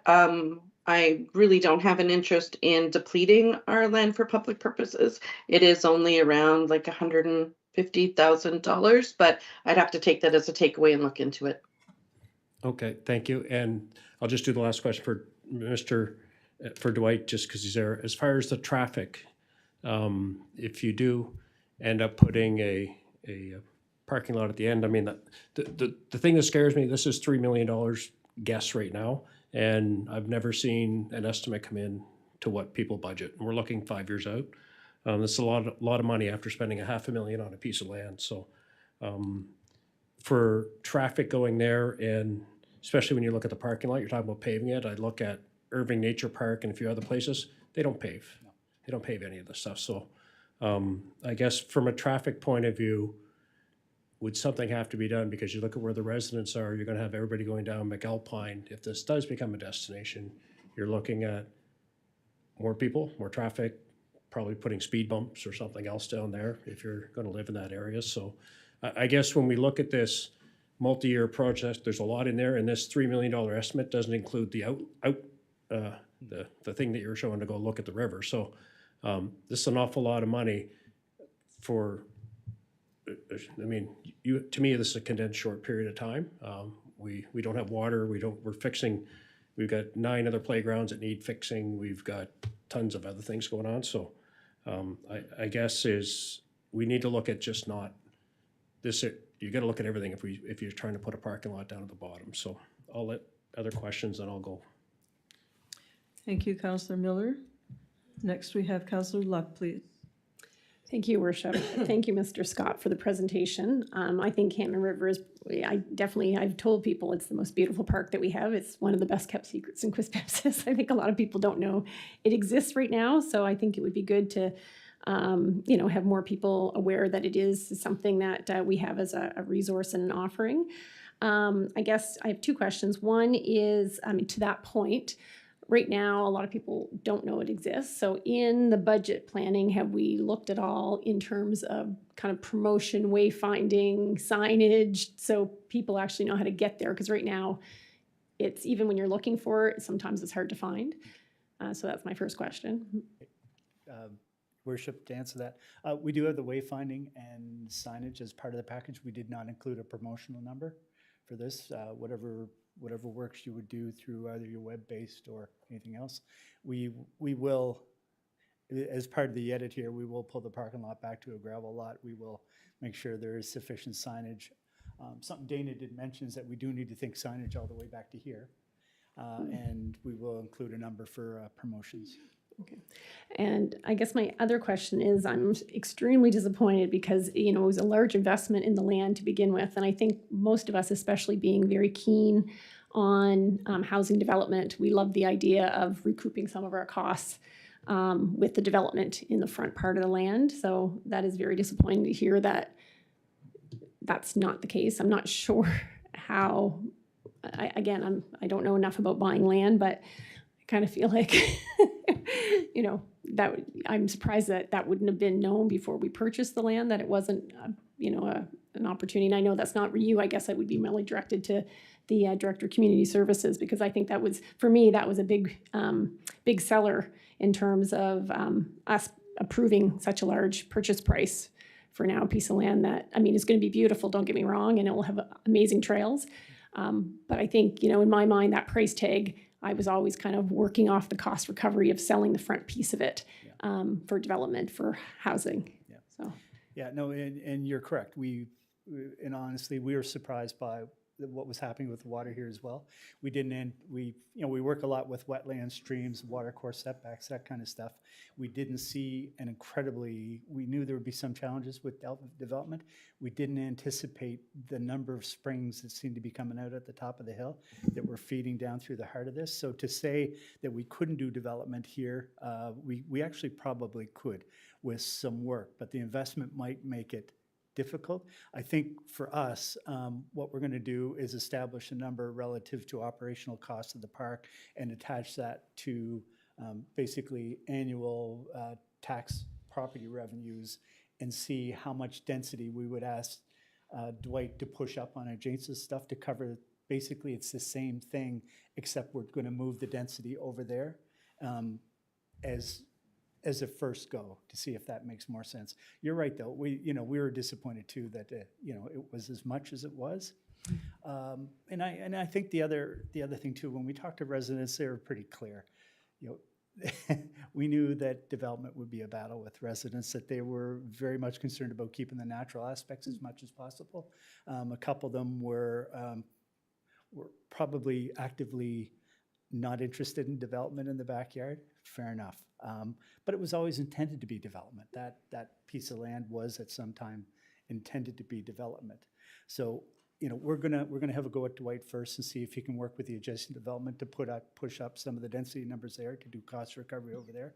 If we can't make it work over there, then we'll come back and do a cost benefit model on this piece of land to do that. So you're right. Your point is fair. And I guess just one last point, just to build off what Councillor Miller has kind of pointed out is, and I guess I'll point out because I know that we've had lots of discussions on active transportation is, we still have no safe way to get to this amazing piece of property. So in terms of prioritizing and looking at, as we're growing as a town and making sure the infrastructure is there is, we're putting another, potentially putting another amazing resource, but we still don't have safe ways besides driving to actually access the park because, there's a lot of work to be done in that area around active transportation. Thank you. Thank you. Next, Deputy Mayor Scryer, please. Well, thank you, Your Worship, and thank you for the presentation. I like the update, and it gives me, I think it was 6-8 months ago, maybe a year ago, that we originally started this process, so it's really nice to get a refresher. And I think we talked about this earlier at council, in baby steps. We have a potential to have a beautiful, natural, large, potentially regional park in our community. But it's a large project and it's a big project and it's going to take huge money to make it happen. So I look at this as a vision for us and the baby steps to get there. I am concerned about the wetland. I was excited because right now in Quispam, the only access to water we have is really Means Cove, and that's a lot of speedboats. There's not a lot of soft paddling, kayaking going on at Means Cove. It's mostly motorboats. So this was going to give us an area where we could actually have that and have access. I'm really concerned, and maybe this is a question for Dwight, Mr. Colburn, is if the province comes in and designates that waterfront as provincially significant wetland, there'll be no buildings down there. There'll be no walking on it. There'll be no nothing on it. It will not be used. That concerns me, and I think that's something that we've got to look at down the road is how are we, this is a big one, this wetland problem. But that doesn't stop us from developing other parts of the project that I see. I like the idea of the loop. I think it's a challenge for people. I'm challenged right now with physically walking, and you become very in tune quickly when your mobility is challenged. And so I just want to make sure that in this whole scheme of this park, that the materials that we use on the trails will allow for people in wheelchairs, will allow for people with baby strollers, walkers, whatever they need to assist them to be active. That, I don't know, maybe it's only one section that has that type of I know Councillor Miller said about the pavement, and I get that about the parking lot, but there may be areas where we need to have that for accessibility reasons, to be inclusive as a community. So I'll just leave it at that. It's a great project, big project, and it'll take time. Yep. Thank you. Your worship, if I may, just two things quickly. In terms of the province, working with the province on either Wawa or, whatever we're doing around wetlands, we have met with the province, ran through the plan with them. They have agreed to the approach here, and they will be providing an official comment following this meeting tonight. They'll get a copy of the plan. They'll provide an official comment to us, but they're very supportive of the plan. Probably not. Yeah, I don't. They may have been at some time, but like I said, we went to Fredericton to meet with them and give them the plan. We showed them some drone images and flew them around, so they're aware of it. Yeah, and then the other thing, accessibility. It's a good point. We do have the 3-kilometer loop is designed to be an accessible loop. So we're trying to keep our slopes below 8% for, the runs, certain run distances. And the additional lower section, which adds another 1.5 kilometers, also is meant to be accessible. It's really hard to push those carts with canoes uphill, so, yeah. And next to Councillor Bigger, please. Thank you, Your Worship, and thank you for giving great detail on this. It's a bold plan for sure, with that really reflects. I think it's very, very well thought out. You've got a lot of sensibility and nuance in it, as you just point out here, trying to make sure you address needs from accessibility to just the natural beauty of it. And I think that you've got, as Councillor Olson points out, it's a plan to develop a regional park that takes into account sort of the incremental growth and nature of that against budgeting. I mean, I am a little concerned about the monetary side of it as well. And I guess I'll just ask a question. I'll make one point and then I'll ask a question. The discovery of additional wetland in that section it is disappointing to me personally. I'll just speak for myself, of course. I remember that when we were discussing about whether we should let that portion of the land be sold off privately, for example, and us only concern ourselves with the portion that was adjacent to the park already, there was a concern expressed that if we allowed private development to purchase it, that it might sit there for who knows how long and never become available for housing stock, for example. And so now that's not really what's in the plan as we have it here anyway, but we see that that's not really likely a practical concern, a practical outcome regardless. And, nobody's trying to hoodwink anybody or anything, but here we are faced with what we have now. Now, I think that it's interesting, the idea of shifting the density aspect of it. And you had mentioned that one of the 3 drivers of this was economic development. And I guess I just would ask if you could just reflect on that a little bit more for me. I'm not entirely sure how I understand exactly how this boosts economic development, but I'm interested, especially given we don't have the capacity to use that land sort of for any other purpose, I don't believe, And I mean, don't get me wrong, what you're putting in place here is marvelous, as you point out, a regional kind of park. It rivals things that exist in larger cities around our province. But I'm just wondering if you can expand a little bit for me on the idea, or just explain it to me like I'm 5, about the economic development aspirations as this develops. Okay. Thank you. To the councilor's question, Your Worship, the original intent within the Recreation Master Plan of a few years ago was that all of our park investments in the park projects would be in areas where there was development opportunity in the areas around it. With this site specifically, we looked at the cycling park, and this park as being 2 very, very strong regional assets. In fact, 2 of the most unique regional assets in this area of the province, and working with those as well as the lands in between for development and active transportation routes to connect the two parts and developing onto that active transportation route. The intent of both of these was to invest in these parks for the purpose of promoting those lands for development purposes. So whatever the density targets are in that area, we're encouraging, let's get our density pushed up as much as we can. Focus on workforce affordable type housing that works a lot with people that would use on one side with the cycling park associated to that, and give us a higher level product as we move a little bit more toward this development. So for all those lands in between the two of them, the notion of economic development is we're promoting these two parks as major assets that we develop in between. So is that fair to? Yeah. Okay. Yeah. And sorry to extend it a little bit, we are promoting Quispamsis as a great place to live, within the region and within the province.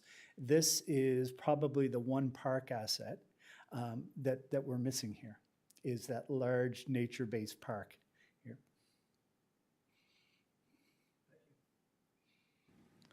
Thank you. Next, Councillor Donovan, please. Thank you very much for your presentation. I will say, when I was going through my council agenda package and I did stumble upon this, it did put me in a little bit of a bad mood, just sort of going through, when I lent my support to this to the purchase of this land. Housing was my biggest, that's what I wanted to be done there. However, I do understand that, things are, they're always changing, and sometimes, I'm a believer in things happening for a reason, and I do definitely think, even though the numbers of this project make me slightly nauseous, I do think it's I think it'll be an investment that, although it might take a while, it's something I think that our town will be proud of in the future. So I went into this, a little angered at what wasn't there, but I definitely can see the big picture of what could be there. And I do want to thank you for your presentation, and I will move that council thank Mr. Jim Scott from Trace Planning and Design for his presentation, and that we approve the plan as presented and refer it to future budgets. Thank you. Thank you. It's been moved by Councillor Donovan, seconded by Councillor Miller. On the question, Councillor Miller. Thank you. Just one last question on, have we looked at potentially expanding the current parking lot instead of making two? The reason I ask that, I'm looking at the different variations of what we have there. And we've already built one parking lot, we've already built one thing, and it's about being a trail. I'm sure we could have like different houses throughout or different sections and opening up the trails for the other residents, or having a smaller parking lot. But did we look at that option of doing that? Thanks. Your Worship, Councillor's question, we did look at expanding the existing parking lot. Two ways of doing it. One is if you asphalt and line it, you can get about 20 to 30% more parking just by the way how people park beside each other. But it is pretty much out of space there. We start to get into slope coming off the edge of the parking area. So that's the reason why we did look elsewhere.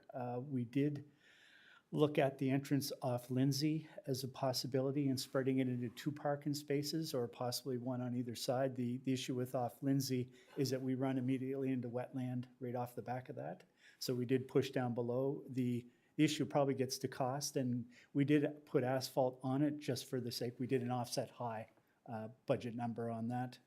We'll back that off so you're not so scared of it. Yeah, you will be scared of it, but not as terrified. So, yeah. Thank you. Councillor Miller. Councillor Luck, please. Thank you, Your Worship. Just one last question through you to Mr. Scott. You had mentioned about, just being a fairly, quite a large regional trail system for us. And I'm just curious how that would compare. And I know Shady Grove is not ours. A lot of people think it is, but it's not. But that's also a beautiful trail system that exists right now within kind of the boundaries of our town. And I'm just wondering how what's being proposed would compare to Shady Grove currently. So, Your Worship, as I understand, Shady Grove is more of a community development for, on bike trails, that kind of thing. It is a similar scale and size, very much different activity program.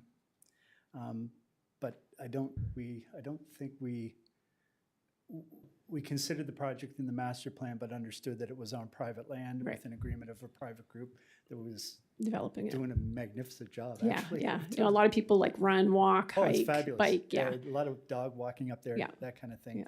But we hadn't considered as you know, as a regional asset for the town, because it's actually not. But we did look at the other cycling park, the one closest to Millennium, and, you know, consider that as being a similar regional asset that you actually do own, do have liability and responsibility toward, and working these two facilities together. So I don't know if I don't actually have an answer to the Okay. question. I was just curious I will how it say compared. what we did look at, yeah. Yeah, it's one of those things where even though it's not ours, a lot of people think it is, and it's still within our boundaries of our town. So we kind of get credit for it. And I know that it is a green space a lot of people enjoy, and it does build on economic development where people come from all over to use it, and then actually go and, you know, eat at the restaurants and get gas and all that stuff. So I was just Bike curious. shops and all kinds of, yep. By Joe's. Thank you.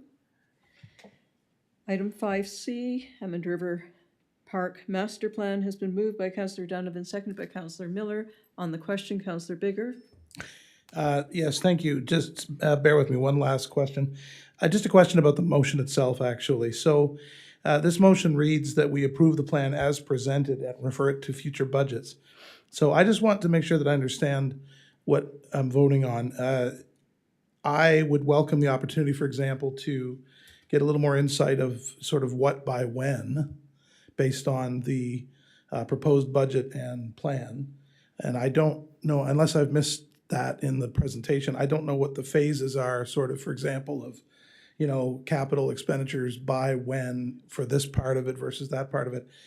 And, you know, when juxtaposed against everything else we have coming up with budgeting, I just wish I knew that. And I just want to make sure that I understand that this motion is still allowing that sort of nuance where we're not, am I giving full-throated approval to the costs as listed here? Or will there be opportunity for that to be deliberated more as we go ahead? The motion reads to approve the plan as presented and refer it to future budgets.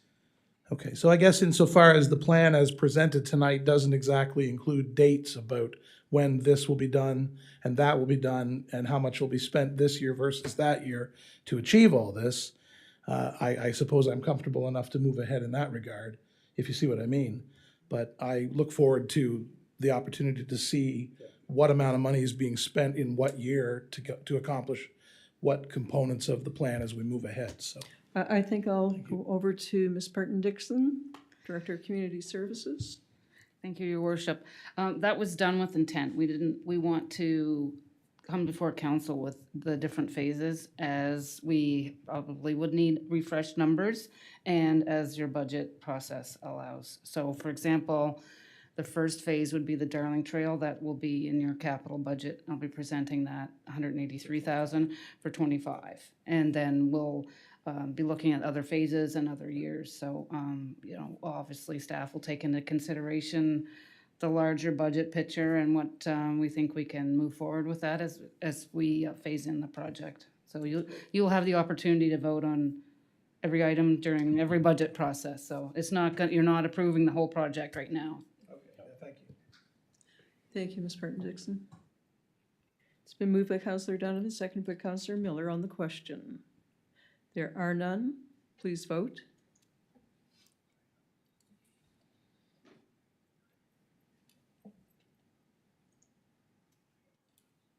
Motion carried 7-0. Thank you very much for your time here this evening, Mr. Scott. Safe travels home. Next, item 5D, we have our CAO, Ian Watson, with a follow-up presentation.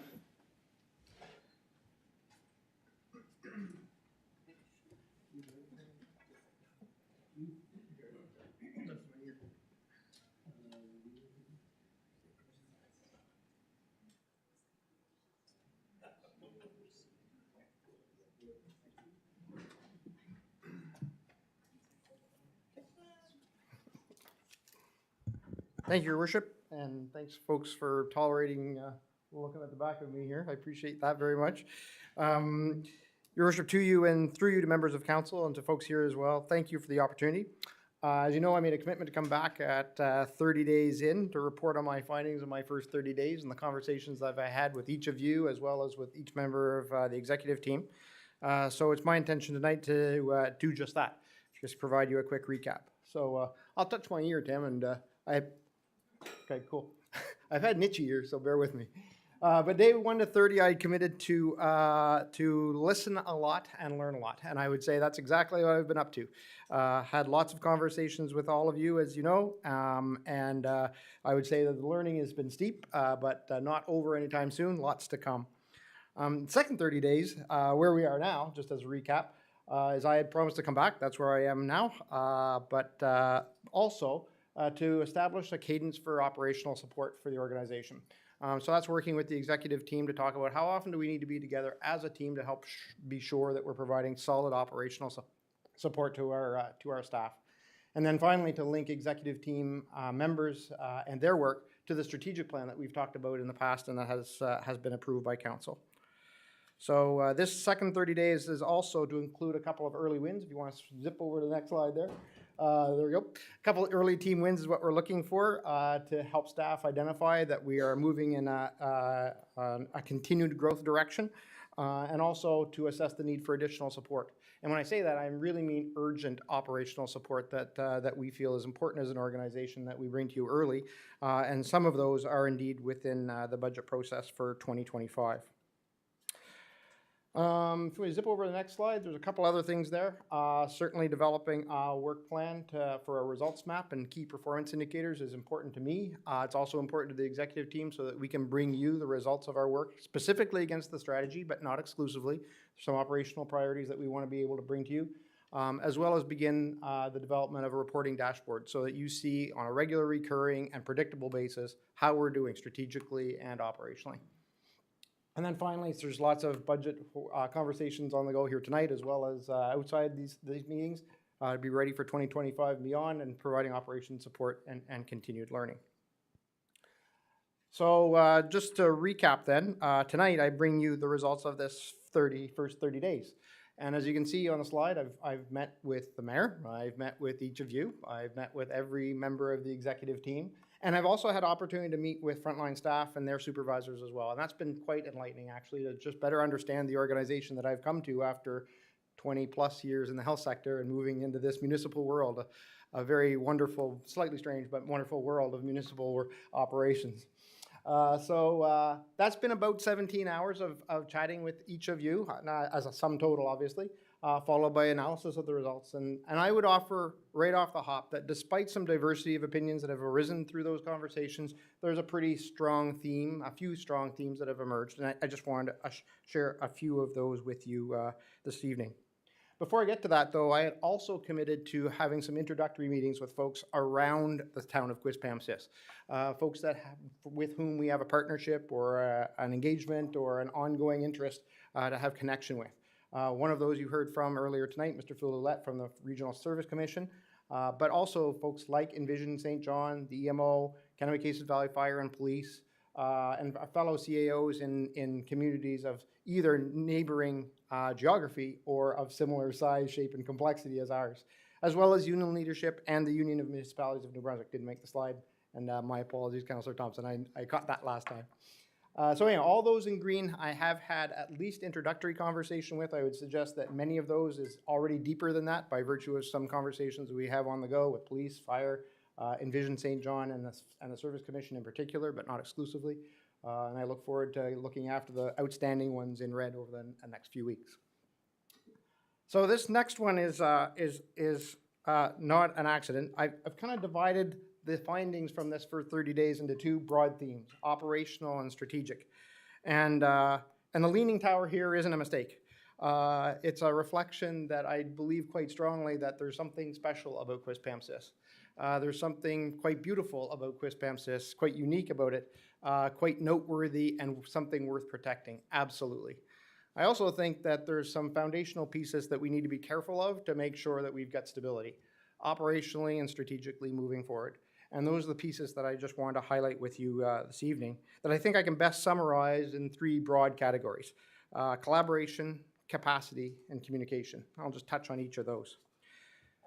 On the theme of collaboration, I would say it's quite clear to me and quite unique in my observations through my work world that Quispamsis has very high collaboration within most departments and within the executive team, as well as here at council. It's really quite remarkable to me that the degree to which we are working together on a day-to-day basis to make great things happen here. I think the opportunity here is to deepen our collaboration a bit between departments, and that's my job, to help make sure that the skids are greased well for making sure that we optimize our resources where we can. Things like sharing vehicles or assets between departments operationally, offering skill sets between departments to reduce the potential for our need for external help or consultants may be an example as well. So that piece of collaboration is one that I want to protect. I see it. I want to make sure we capitalize on it and build on it some more. In terms of capacity, staff have really adapted to growth here. Quispamsis, as you know, has been a growing community for some time, and we're taking more on, and that's a good thing. Our challenge now, though, is to make sure that our organization is positioned well for successful growth to match that growth that we see in community. We do not want to allow the service level that our citizens enjoy today to be degraded by virtue of continued growth in the community without commensurate growth in our organization. So we want to make sure that that is well in place, as well as succession plans, particularly for key senior positions, are also in place. That said, though, I'm sensitive to the notion that just adding people to the mix is not the only or first solution. We need to make sure that our staff are appropriately optimized and that we've taken advantage of the resources that they bring to the table, and that we're putting them in positions where they can succeed and really exercise to their full potential before I come to you with a budget need for more positions.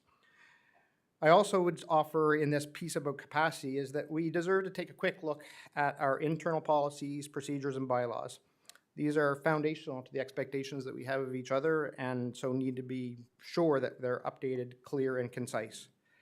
That said, and I'll speak to balance in a sec, but also need to be sure that we don't overdo it there. My intent would be to work with staff to prioritize those and then start working through them. So that's collaboration and capacity. Finally, on the operational side is communication. I have been, and I've alluded to this already, but I remain deeply impressed with the culture here. There's a clear collegial nature to our workforce at all levels that is hard to find in today's work world and really hard to replicate. In short, it's special and it deserves to be protected. One area as we grow that will be important is the development and implementation of trusted and used mechanisms for broad communication within the organization. So I look forward to working with staff to develop and implementing some options there. And those kind of communication tools are going to be really important in ensuring that our more strategic work gets to the frontline staff and gets the traction that it deserves. Okay, Tim. On to strategic findings, thank you. So that was the summary of operational. On the more strategic front, I can say with confidence that the work to confirm the longer term strategy of the town is impressive. Mission, vision, guiding principles, strategic themes, all solid and really should be enduring documents anyway, not ones that we are revisiting on a regular or recurring basis every couple of years. I think our opportunity now is to refine the objectives that occur under each theme of our strategic plan, putting some more concrete language to those and being more time-bound in our approach so that we're holding ourselves to the fire for specific deadlines for progress. And finally, we have collectively acknowledged and through our conversations that IT, communications, and HR, human resources, are all important enablers to the plan and deserve additional consideration. So those are kind of the overarching findings on the strategic side. I have a couple of suggestions there. One would be that we constrain ourselves to complete the implementation of the plan within a time frame. I look forward to some conversation with you about that. And that we set some time aside together with staff to refine those objectives that we spoke about. Next slide is really about establishing balance or maintaining balance. And I just wanted to maybe leave you with that thought that, you know, I'm sensitive to the notion that there's a balance to be struck between recruitment and optimization of who's here now, between recognizing existing capacity versus pushing for more for new, and the balance between appreciating the work and environment and culture here while introducing a few structural pieces like policies and procedures. I just want to reassure Council that I'm sensitive to that balance. You've got something special here, and I don't want to lose that by virtue of pushing things that disrupt that balance. So I think our challenge collectively is to work away at some of these things with that I mentioned earlier without disrupting the balance. So, if you want to zip one more, Tim, there's a slide here about CAO and council, and I just would offer thanks for your patience with me as I continue to ask you thousands of questions about municipal operations and then some of you and of staff. And I want to make sure too that staff reports that are coming to you are not only comprehensive, but they ensure that you are provided the opportunity to make the tougher strategic decisions in line with our plan, of course. In our conversations, you also expressed an interest in making sure that staff reports include both options and a staff recommendation, which I'll continue to make sure is true for you. So my intent, if you agree, is to use the findings that we've discussed so far to populate the essential criteria for my performance appraisal as well. So some of the key elements that we've talked about here this evening would form part of my performance appraisal for 2025, and that would be something I'd work with the mayor on and that you'd have opportunity to consult with her on before finalizing my PA for 2025. That just gets us to day 30 to 60, what I continue to do, which we've mentioned already. And if you go one more for me, Tim, that's it. So I would thank you very much for your time this evening. Certainly, Your Worship would turn it to you if there's time for questions or further conversation. Thank you. I will look to council to see if they have any comments or questions, but thank you for that comprehensive first 30 days in the seat. Certainly, we're very happy with the selection and look forward to continued growth and success under your leadership in the coming months and years. Deputy Mayor Schreier, oops, go ahead. Thank you, Your Worship. Thank you, Mr. Watson, for your presentation. You've been busy since you got here. I find it interesting of the three that you mentioned, collaboration, capacity, and succession. The one that jumps out to me the most is capacity. We are a growing community, and there is an expectation of service level that our residents have, and councils before me and prior, lots of councils have worked many, many years to get Quispamsis where it is today. So, and we continue to grow, and we're not, the whole province is growing like that too. I mean, it's nothing unusual, but well, it is unusual. It didn't happen for a long time. But so that's what I'm most concerned about when you say capacity. So any ideas of what that balance looks like with capacity, with the staffing and the residents, how we're going to go about that? Thank you, Councillor, and through you, Your Worship, to all of Council. It's a really good question because Quispamsis residents in general enjoy a very high level of service. But we want to be sure about that and that we protect that level of service as it exists today. I think that suggests that we need to be sure about that in empirical terms, what that level of service is today in various dimensions of the services we offer to the town. And then be sure that as we grow, we are commensurately growing the capacity to maintain that level of service or enhancing it. So I think there's a bit of work to do to understand exactly what our current level of service is. Make sure that council is comfortable with that level of service. If they are, then it's our job to protect it as we see commensurate growth as in various areas of our community. Thank you, Deputy Mayor Schreier. Councillor Bigger, please. Thank you, Your Worship. Thank you very much, Mr. Watson. Great report. And I just wanted to say that I think it's an exciting time to have you joining us. And I think that you've acclimated quickly and well. You've hit the ground running. You're a resident of Quispamsis for 20 plus years or something. And so obviously you take this very personally in terms of wanting to do a good job, represent the town well. And I really appreciate the collegial nature of your relationship with the staff that I've observed, just sort of sitting back, watching a bit. And it's not easy to come in and I think to assume a mantle of leadership like you've done. And I appreciate you pointing out the special qualities of our town. And I just wanted to say it's exciting, I think, to see you seem to approach things with a eager to learn and to listen and hear and mentality. And I think that that's really excellent. That's really more of an intuition than it is a learned skill. And so I think we're very fortunate to have that in our CAO. And we've been blessed with a few good CAOs over the years, it seems, long before I got here. But I just wanted to say thank you for that. And I'm looking forward to, I appreciate the things you're picking up on as well. They seem subtle, but they could, become very protracted issues if not sort of managed and navigated properly. And so thank you very much for your presentation. Thank you, Councillor, very much. Thank you. Thank you, Mr. Watson. I think that's the end of the questions, and thank you for the information. Item 5E, we're going to have a resident request for noise bylaw amendment. Darlene and Raymond Ramsey in attendance. So would either of you like to speak to the requested amendment? Welcome. Good evening, Mayor and Council. We've come here regarding the noise bylaw that is currently in Quispamsis, sorry. So we've have repeated issues of noise disturbance from our neighbor, and we have contacted the town about this, and basically, from what I understand, there is really nothing much that the town can do about this neighbor of ours. He does have a portable sawmill on the property, and he sometimes uses it consistently up to a month at a time.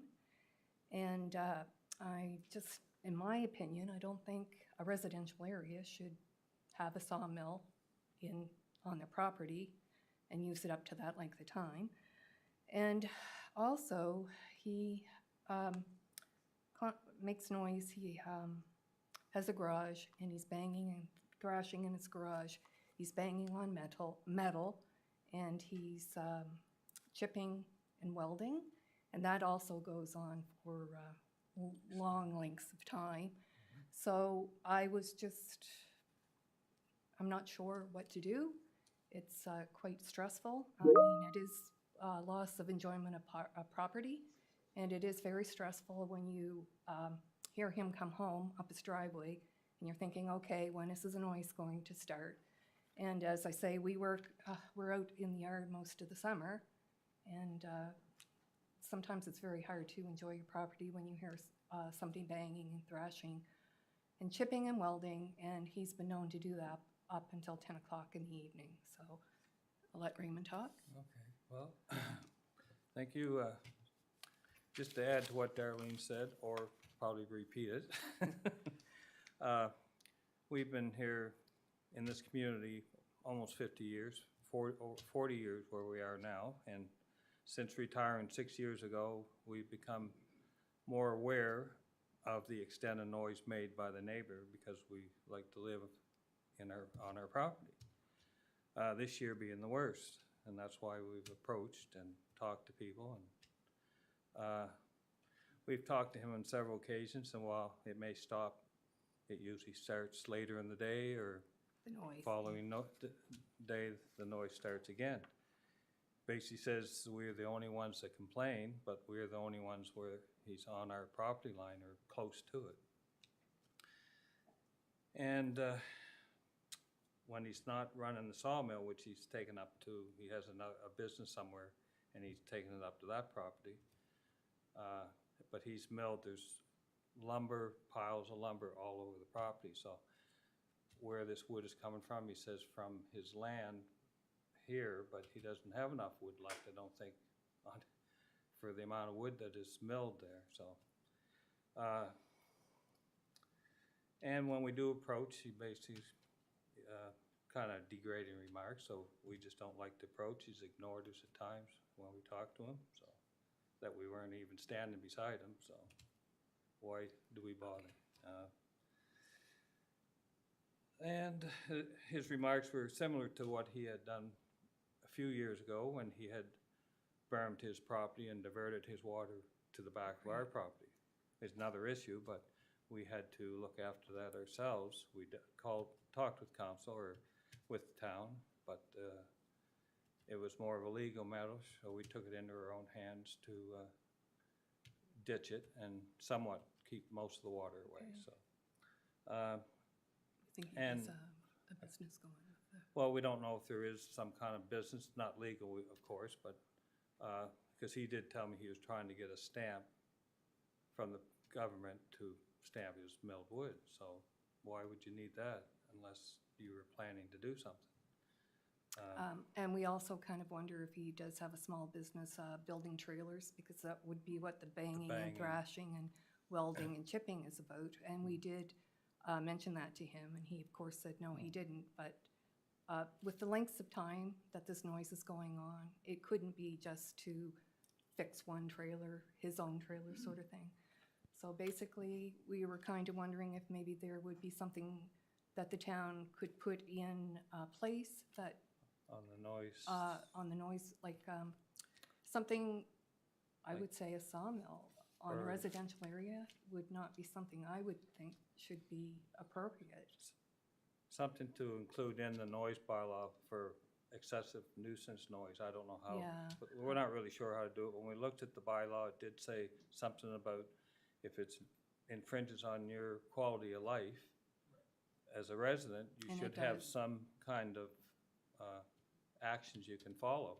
We were told that we could call the police, but we didn't want it to escalate to something like that. We just thought if the bylaw could be changed, and then if the noises did continue, we would have something to fall back on. But, and all we ask is, if you put yourself in our Yes. situation and had to listen to that noise consistently, or had to go in your house, close your windows, and still feel the vibrating of that noise or hear the banging, I don't think anyone in this community would enjoy listening to that, regardless of where you live. And that sawmill will just buzz the sound We right through did your head. supply a recording of the sawmill. I don't know if that's something that is here or if you heard it or not, but And we did have the town, there was we in had a that- member of the town come up. take pictures and. Mr. Rozell does have that. Yeah.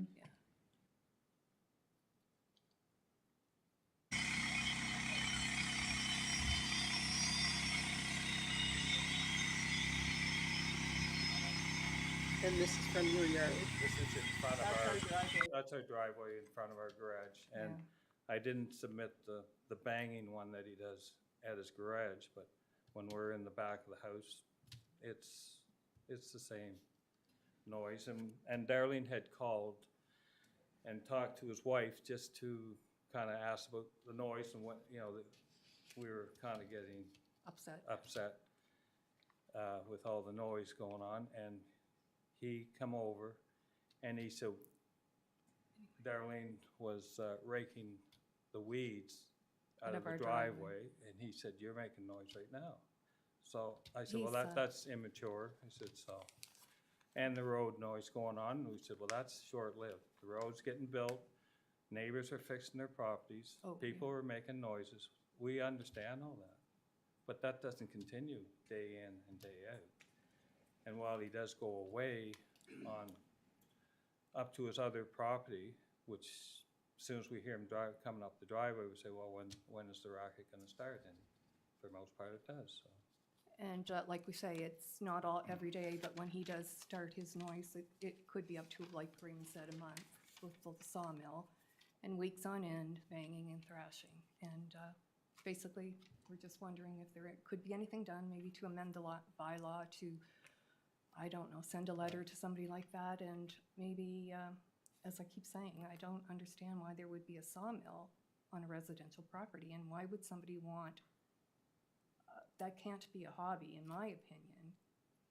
But anyways, that's my presentation, I guess. No, Yeah. it is mental stress, and it does take its toll over Yeah. the years. This has been going on, and we've been pretty good to put up with it that long, I think, Yeah, and confront them, and then start again, so. but we feel like we're kind of stuck. I guess our only option is to sell, we or, don't and want we to. don't want to do that, or get a lawyer, and that's costly, so. That's it. Okay, I'm going to turn this over to council first. Councillor Olson, please. Thank you, Your Worship. Well, thank you for detailing your concerns with your property, and that, in my opinion, that isn't a normal operation in a garage. It sounds like he's possibly doing a bit of commercial work, maybe selling lumber or something like that, and looking for an official stamp, you know, from the government. But I would move that we refer this to our CAO to investigate and to lead an investigation into what the options are that could address these concerns. And I can see your frustration. I share your frustration. So thank you for bringing that to our attention.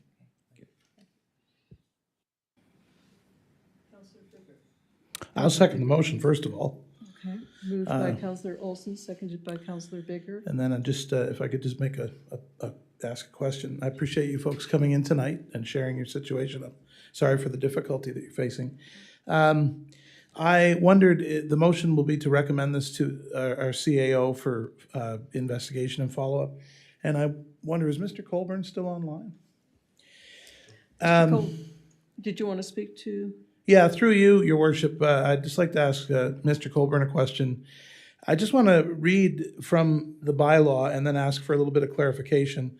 So according to bylaw number 23, 2A section says, no person shall make or permit to be made any noise within the town of Quispamsis likely to cause a public nuisance or otherwise disturb the inhabitants of the town of Quispamsis. For the purposes of this section, evidence that one person is unreasonably disturbed by a noise is prima facie evidence that a noise is disturbing the inhabitants of the town of Quispamsis. And then from there, I'm just going to go to the next section, section 3, special case exceptions, which says under A5, I guess, without restricting the generality of section 2, this bylaw shall not apply to, and then point 5 down here is pneumatic hammers, construction equipment and machinery, vehicles of business and trade between the hours of 7 o'clock in the forenoon. You gotta love that old language, 7 a.m., and 9 o'clock in the afternoon. 9 o'clock in the afternoon, 9 p.m., from Monday to Saturday inclusive. Now, I expect that Mr. Colburn is familiar with these points already. I just wanted to say them so that they're on the record. But the two things that jump out at me from this situation are, one, is there as Councillor Olson alludes to, is there some kind of commercial activity happening in a residence that isn't zoned for that? That's the first thing. And then secondly, would this problem as it's being described today, in your opinion, Mr. Colburn, would it fall under these aspects of the bylaw that I've just read to you? I just wondered your feedback on that, if we could get that. Thank you, Mr. Colburn. Through your worship to Councillor Bigger. So I won't sort of get into the specifics, if you will, of this particular case, because obviously in the interest of fairness, you know, there's a complaint against a specific property owner. So the interest of fairness, both should have the opportunity to present their cases to council. I will speak in generalities. In terms of, there are exemptions, and you do make a very good observation in terms of the language, forenoon. That will give you an indication of the language that are in these bylaws and the need to step back and to review them, as our CAO has indicated as being an important item moving forward in terms of bylaws and policies. So that is something that I think is very, very important. And with the noise bylaw being one of those that we need to look at very, very quickly. And in terms of generally when we get noise complaints, and if there's some sort of indication there may be a business or some sort of commercial activity on the property, it can become difficult at times to establish that.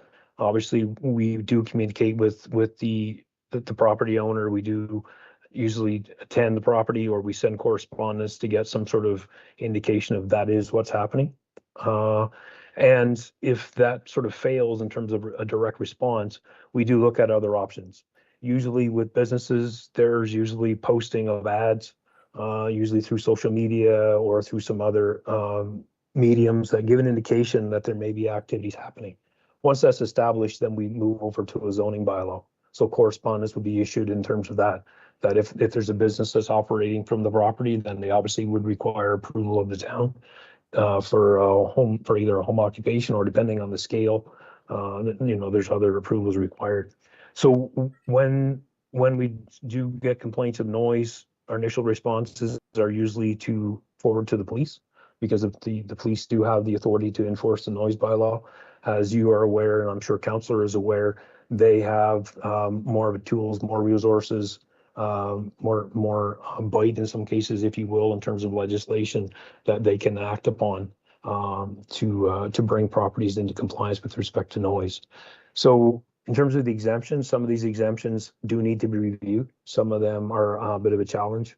And in some cases, when we look at those exemptions, in some cases, they actually tie our hands. There's nothing that we can do. For example, if you have organized activities, festivals, those types of things, once it falls under that exclusion, then there's nothing that can be done, both from a staff level or even from a police level, in terms of enforcing the bylaw if there's an exemption. So we are actively reviewing these types of situations, looking at them the best we can with the bylaws we have. But there is a need to review this noise bylaw to bring it up to modern day language and situations, and recognizing the growing in the town. Thank you, Your Worship. Thank you, Mr. Colburn. Councillor Miller, please. Thank you, Worship, and thank you for coming in with your concerns. I was going to ask, Mr. Colburn basically said how they would check about the businesses. I think just another option to look at is there's specific things you can and can't use within different residential areas, and there's a difference between having a planer and a sawmill, right? So it's also when our CAO and staff are looking at that, there's different options. Obviously, if it's a business running out of a residence, we've had those happen before, and they've been resolved with our staff. So I do appreciate bringing in the concern to us, and we'll go from there. Thank you. Thank you, Councillor Miller. Deputy Mayor Scryer, please. Thank you, Your Worship. Thank you for coming in tonight. Thank you. I know it's hard to come. I know.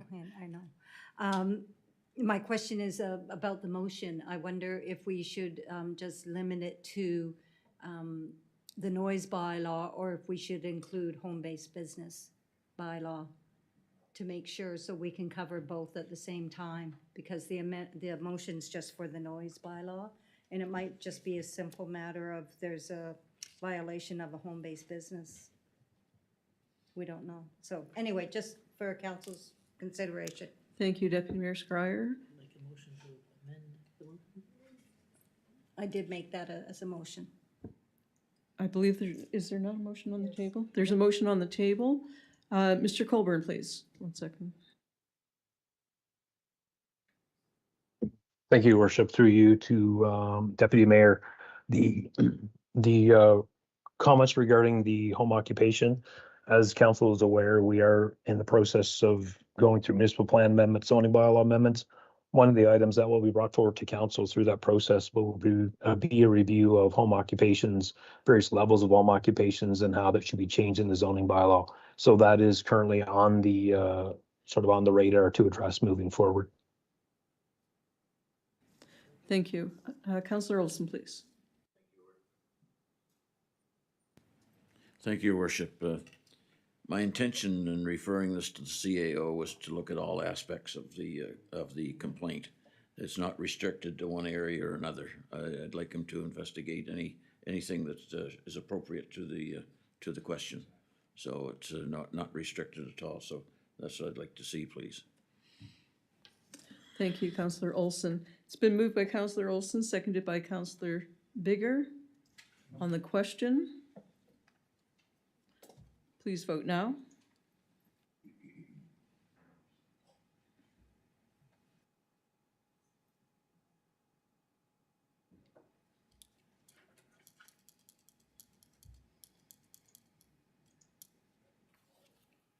Motion carried 7-0. Thank you for being here this evening. Safe travels home.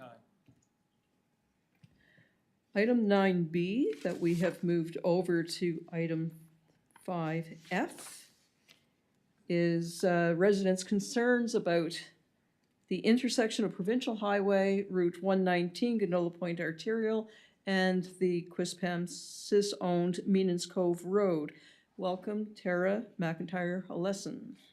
Thank you. I want to thank everyone that's left. They're all here for Means Cove. They are They stuck concerned it out. citizens. And yes, I am tall, so I'm going to lift that up a little bit. Okay, 10 minutes. Your Worship and members of council, thank you for hearing my plea today about the dangerous intersection of Means Cove Road and the Gondola Point Arterial. Although the information I am presenting is largely anecdotal, I think you will find the comments and concerns from our community to be quite compelling. Serious accidents and many close calls are happening at the intersection of Means Cove Road and the Gondola Point Arterial. The problem is threefold. One, the posted speed and speeds in excess of the posted speed on the Gondola Point Arterial. Two, the A-pillar or windshield pillar blind spot for drivers entering the arterial from both sides of Means Cove Road. And three, the challenging design of the intersection at peak traffic times combined with the arterial speed. The details are as follows. The speed limit is 80 kilometers, but many traveling to and from the ferry are traveling at speeds that well exceed 80 kilometers per hour. For an example, when turning left from Means Cove Road, there could be 6 types of cross traffic, making for a difficult turn or crossing while also dealing with high speeds. Also, the Means Cove community has grown exponentially over the past decade. New subdivisions are going in off Fullier all the way through Cobblestone, Liam and Maria Court, as well as just past the apple orchard on Means Cove Road, to name a few. With new subdivisions comes lots of children. At just a few bus stops along Means Cove, there are 26 high schoolers who will be new drivers in the next year or two. There are 2 new daycares that use the intersection several times daily. Little and Mini Blossoms Learning Centers have a total of 75 families and 15 staff. The new Kennebecase's You Pick Apple Orchard is off Means Cove Road, and I am told by the owners that they have hundreds of families visiting their orchard every week during harvest months. The bottom access of the Qplex entrance is off of Means Cove Road, and many children on our side of the community are traveling on bikes or by foot across that intersection to get to the Qplex. And the Gondola Point Arterial is the main access to all those who live and work on the Kingston Peninsula, and the main access for those visiting the popular Kingston Market and 3 apple orchards in the summer and fall months. After hearing about many close calls from my neighbors, including stories from those who live on the corners of the arterial, and hearing about 5 serious accidents at this intersection in the past 2 years, 3 that I know personally, one of which my husband was first on scene, I started a community Facebook page just a few weeks ago to bring awareness to the dangers of the intersection. The response was immediate. 165 members all seemed to have a story to tell or a grave concern to share. A common theme has emerged from many accident victims, and that is, I didn't see them, and comments about excessive speed on the arterial and so many close calls. I would like to share with you a few of those comments. Another serious accident that occurred a couple of years ago at, oh, I missed one, so I'm going to do this. Sorry. You are 100% correct on the A-pillar blind spot. It's happened to me and it's happened to my daughter as well. We're very scared of crossing over there. My friend flipped her vehicle in the same spot at the end of August. Same reason, blind spot due to the windshield pillar. I came across her accident when they were pulling her out of the back of her flipped SUV. Rosalind Nickerson. Another serious accident that occurred a couple of years ago at the intersection, and it was a bad one. My wife was involved in it as she was crossing the arterial. She was hit by a truck that was heading to the ferry, pushing her into the guardrail, totaling the vehicle as it pushed the passenger side into her. Airbags literally saved her. The jaws of life were needed to extract her from the vehicle. She had broken ribs, cracked sternum, punctured lung, kick tuner. My daughter had this happen a couple of years ago. We also live very close and see this happen way too often. Jody Hickey. As someone who travels through this intersection multiple times daily, I agree that speed on the arterial is definitely an issue, as is the angle at the intersection with Means Cove Road. Extreme caution is necessary at all times. Entering from either side of the Means Cove Road is perilous. Exiting the arterial and making a right-hand turn onto Means Cove Road is often a heart-pounding experience. You need to slow down to safely navigate the turn, and speeding cars always ride your bumper before pulling into the left turning lane to pass you, sometimes threading the needle between you and someone making the left turn. Michael Warnell. Those traveling to the ferry, are flying down this road. There are children biking this road to get to the Qplex. I have called the police many times over the years when I hear a crash. We did not have the traffic we are experiencing now out here before. Angela Thorpe. I have lived in this area my whole life and drive the intersection often, and I hate it. Emily Rose. I had my car written off in an accident at this intersection in August. Berta Curran. I have been running down to that intersection for most accidents since I was a teenager. Blows my mind that there hasn't been anything in place for change. There have been more accidents in the past few years. Most people say that they didn't see anyone or saw them too late. Chantel Beam. I was at the stop sign and my car was just missed by being hit by a car that was flipped on its side. We had been waiting to turn left for what felt like 5 or so minutes.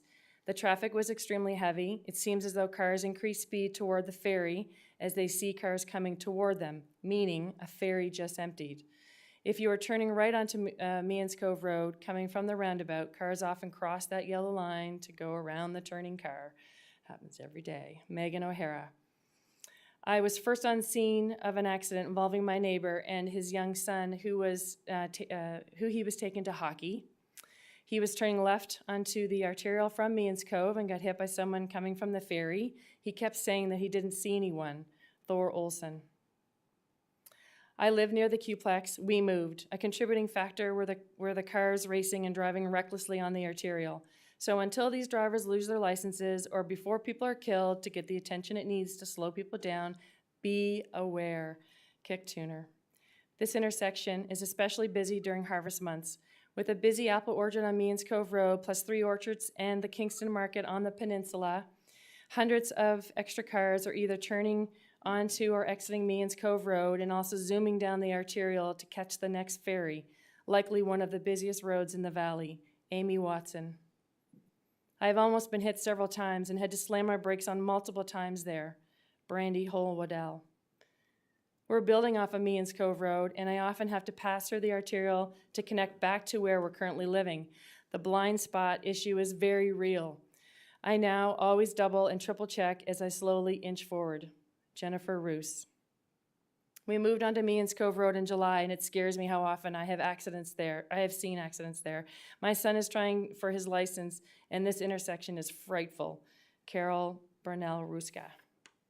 In summary, the Gondola Point Arterial divides Quispamsis and is now surrounded by many new facilities and growing subdivisions. The arterial is no longer on the outskirts of town and only used occasionally. The arterial is now one of the main thoroughfares in the town, being accessed by many community roads, but it is still at highway speeds. As I have said, there are many factors that make the intersection dangerous. With children and families trying to access the Qplex, along with large daycares, a U-Pick apple orchard, more people moving to the peninsula than ever before, along with growing communities on the northeast side of the arterial, the road needs to be addressed to make it safe for how it is being used by the community today. In closing, we would like to ask for the town's support in asking the province for a review of the intersection. We have been told that because the arterial is a provincial highway, the province will not move ahead with any interventions such as reducing speed to 50 or 60 kilometers an hour, lights, or a roundabout until they have performed a time-consuming study.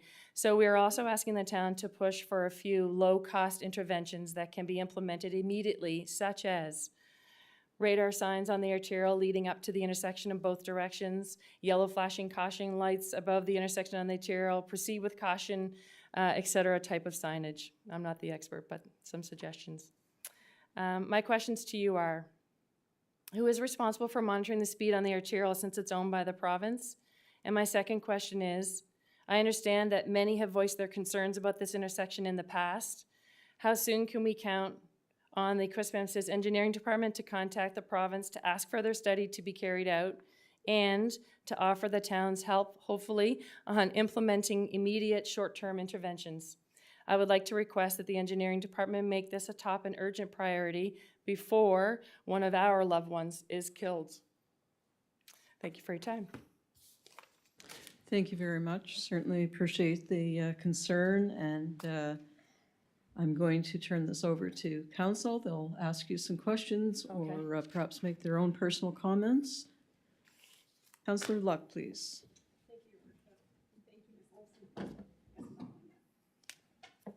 Yep, you're on.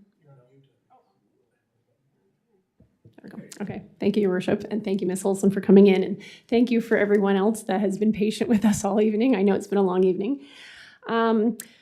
So, I mean, I too live off Meehan's Cove, and I am very fearful every time I pull out into that intersection. And I've been on council for 3.5 years, and this has been a very similar plea that I've brought to council numerous times about not just that intersection, but the entire 119. It cuts our town in half. As we heard tonight, you know, we want to do a $3 million expansion up at Hammond River Park. Lots of development up in that area. And, you know, even when later on in the agenda, if anyone wants to stay, you'll hear that we're going to be talking about our next 5 years of provincial funding for highways, and the 119 doesn't show up. So, you know, I don't really know what the solution is. I know the Director of Engineering has said what he said in the past, which is it's a provincial road. But I do feel, you know, it is part of our town. It's a huge piece of our infrastructure. And I would really like to see us do something. You know, I think we do need to work a lot closer with the province to bring this, you know, issue up. You know, it completely separates our town in two. And, you know, when we were building, I lived off of Carleton and watched kids run across the street. We still don't even have sidewalks painted yet. No.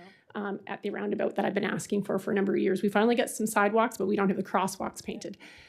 It's extremely dangerous, and I would like to see, you know, I guess I don't want to accept that it's a provincial highway and we just keep kicking it down the road because it's not on our agenda. And I think as a growing town, that highway is just going to get busier, and we need to put it higher on our priority list and address it. And again, it could be a partnership with the province, but I think we need to start that conversation because, you know, the province is busy. I think if we're not going to be pressuring them, it may not happen.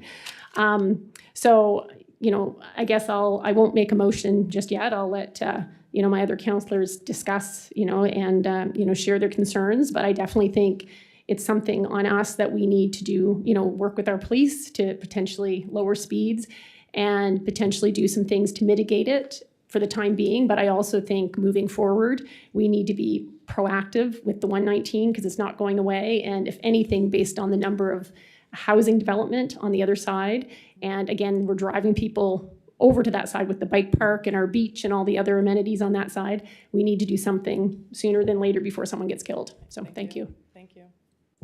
Thank you, Councillor Luck. And I can go a little more historical than you. Back in, I think it was 2016, 2017, there was a lot of traffic coming out of Elma, coming out of Squires, and coming from the north side of the arterial from the ferry boat. And there's typically, I think we estimated, and Mr. Colburn, you can correct me, I think there's 7,000 cars, is it a day that we estimated or guesstimated?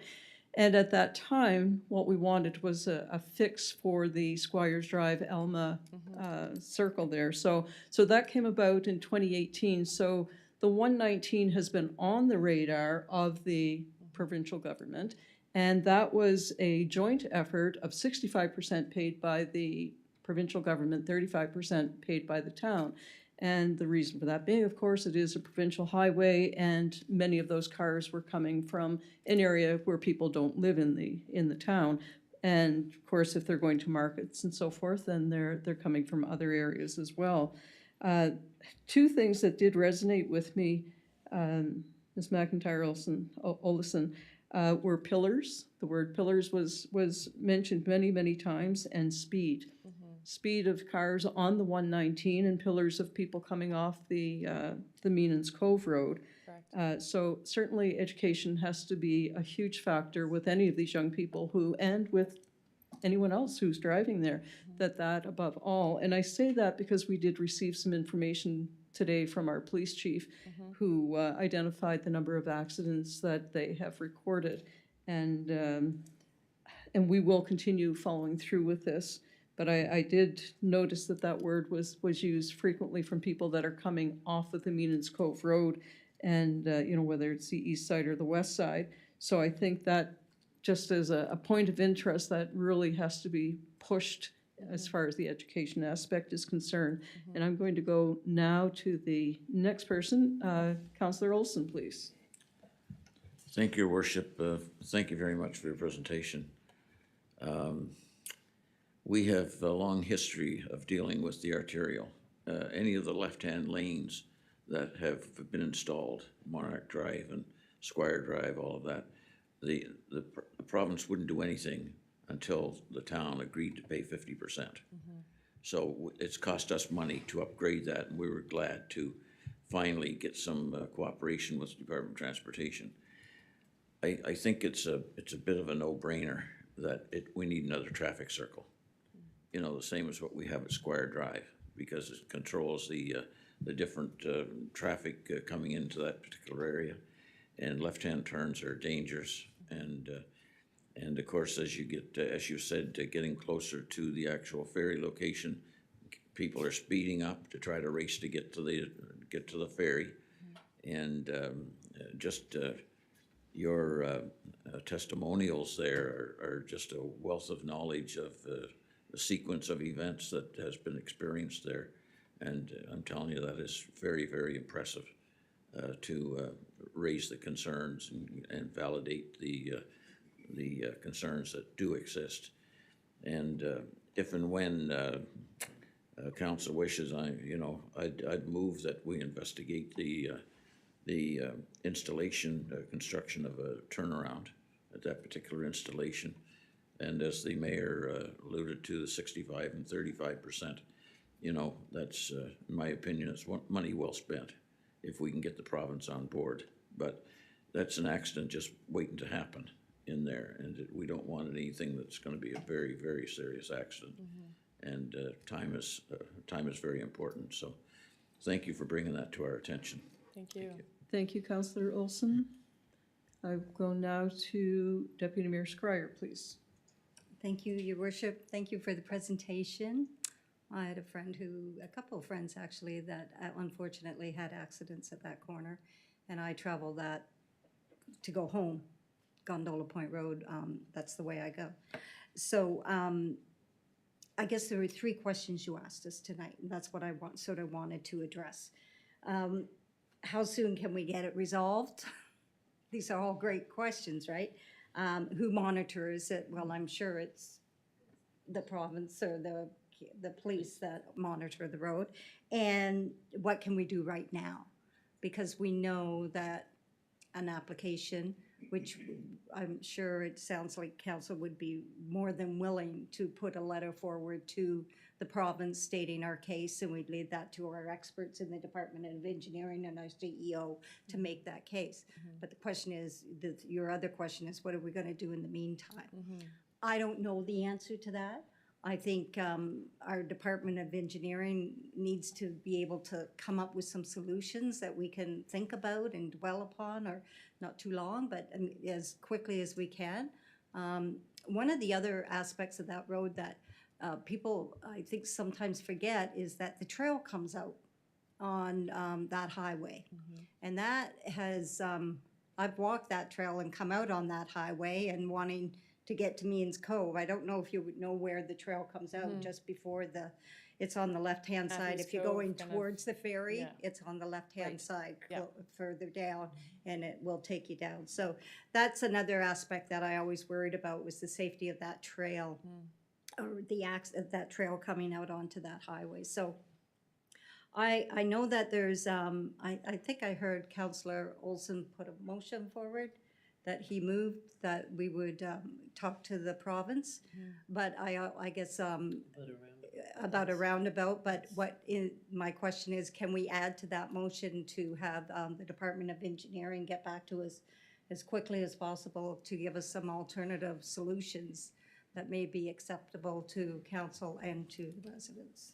And I want to, if I may, caution about saying just a roundabout. I know there's different sizes and that sort of thing that you need or space you need for a roundabout. There may be, the province may recognize some other options that would help there, so not just ask, because they may say that one, but there may be other options that they could put in, like lights or I don't know. I'm not an expert in that, but there may be other options, and I know that takes time. And, Yeah, absolutely. Point well but taken. reducing the speed is critical. The staff, I'm sure the Yeah. staff would put together everything that needs to go into a letter like that to the province. That's wonderful. Yes, Yeah, thank you. yeah. Thank you. I'm just going to turn this over to Mr. Watson for a moment.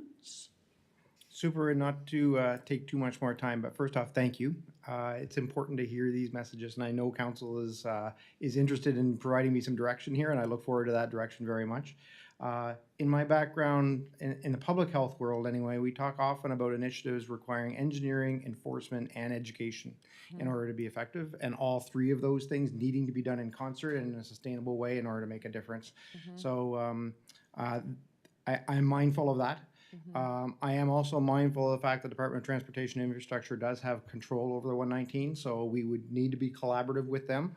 I think that could be, one can collaborate in several ways, and that needn't just be a letter sent. I think, you know, I'm sensitive to the notion that this is a more urgent concern, and council is making that clear as well this evening. So, and then finally, the opportunity to consider short-term or immediate pieces in areas where we do have direct control as a consideration. So I'm certainly hearing these messages clearly, and I appreciate the motion very much. I look forward to the further direction. But those are pieces that I'm being mindful of and can certainly work with staff on and report back to council. Thank you. Thank you, Mr. Watson. Councillor Miller, please. Thank you, Worship, and thank you for coming in. I'm going to say it's deeper than just your intersection. The whole 119 is an issue. So if you talk to people from Monarch Drive, same issue. Actually, sometimes worse because they've got more of the traffic there. If you talk about Chamberlain Road, same thing. I know people live down. I have to go through Chamberlain. That's So I the want to most- avoid that, and that's no better. Exactly. Or people will go down and try to connect to the Squires, or they'll go all the way to Hammond River, right? So I think it's an all-encompassing request for the 119, but you also get the fire involved too. Like how many times has, and I asked the chief there just the other night actually, because I knew this was coming up.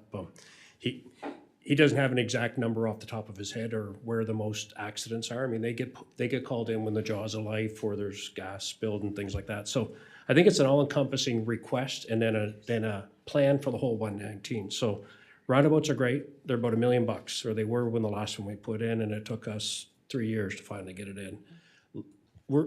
We end up having to pay for mostly everything that happens there anyways. Lights are quicker, but you still got to get authority, you got to go through it. They're $250, $300. Mr. Colbert can correct me if I'm wrong, but it's in that vicinity, but they're quicker. Flashing lights on top, even putting a sign up, we have to get it okay from them. But I think it's really a whole 119 discussion on how can we do it, because what you're talking about, I've talked to people on Monarch Drive, talk about the same thing. I've talked about people that live down in Chamberlain, the same thing. I mean, we had Squires in Alma for many years, and now it's better, much better. But there's also more traffic than there was 5 years ago, and there's going to be even more in the next few years. So I am not against a roundabout. I'm just saying it should be an all-encompassing, and let's get the quick fixes in first. It could just be signage, turning here. Try to get an extra lane so you can turn right or turn left. Which is I'm trying to do through the Facebook group. I feel good about 165 families now talking about that. So the blind spots and all our young children. But also an interesting thing about Means Cove Road is we have the other Means Cove Road coming at us, and then all the turning lanes. It's a much more complicated intersection than the other ones on the arterial. And you got coming over the hill, and then you got, so it's, and you're going down, and we all tend to get a little faster when we're going down. So there's, and then the rush to get to this ferry. So there's even alternatives. I mean, lots of whether you turn right and have to turn left at the top of the hill to come down. Like there's a whole bunch of things. Exactly. We had a close call today with my mother-in-law in the car, and it was a car racing behind us to try to squeeze between, but the guy coming from the ferry was also going to go past the person that was turning into the lane they're not supposed to be using, and they came close to colliding. So right at that intersection. Yeah. So. No, I agree with everything you said. I just think we should do it all at once. Like let's look at the whole road, because doesn't slow down that, you know, and you know, we've even asked at one point, can Gondola Point Road come out by the ferry so they don't have to drive around? Well, then you're pushing people farther down, coming up towards you when you're turning, right? So it's what can we do for 119, because as was alluded to and said, it used to be an old, out of the way. Now Yeah, you look at me. That's right, not anymore. I moved here in We all live 19 on that side. There's lots of people. moved here a long time ago, 70. They also, Yeah. Chantal, you mentioned opening up the road down by the ferry. Is that still on the table? What's the name of the road? Do you remember? The Gondola Point Road, through traffic one way, is that not on the table? Right by the ferry? Is that It, still it's something? not opened, and It's an it, option. Okay. there's talk about that. Yeah. But this will all come into that picture. Province has to agree to So- everything. Okay. It's- So at this point, I'm But going thank to you. go forward. Thank you, Councillor Miller. I'm going to go to Councillor Donovan, please. Thank you so much for your presentation. I don't think it's much of a secret. I've been seeing it all over Facebook, and I think you've done a really good job at gathering people to share their experiences. And I think those experiences you shared, the long list of them, was very bold and sort of startling. You really get to feel the urgency.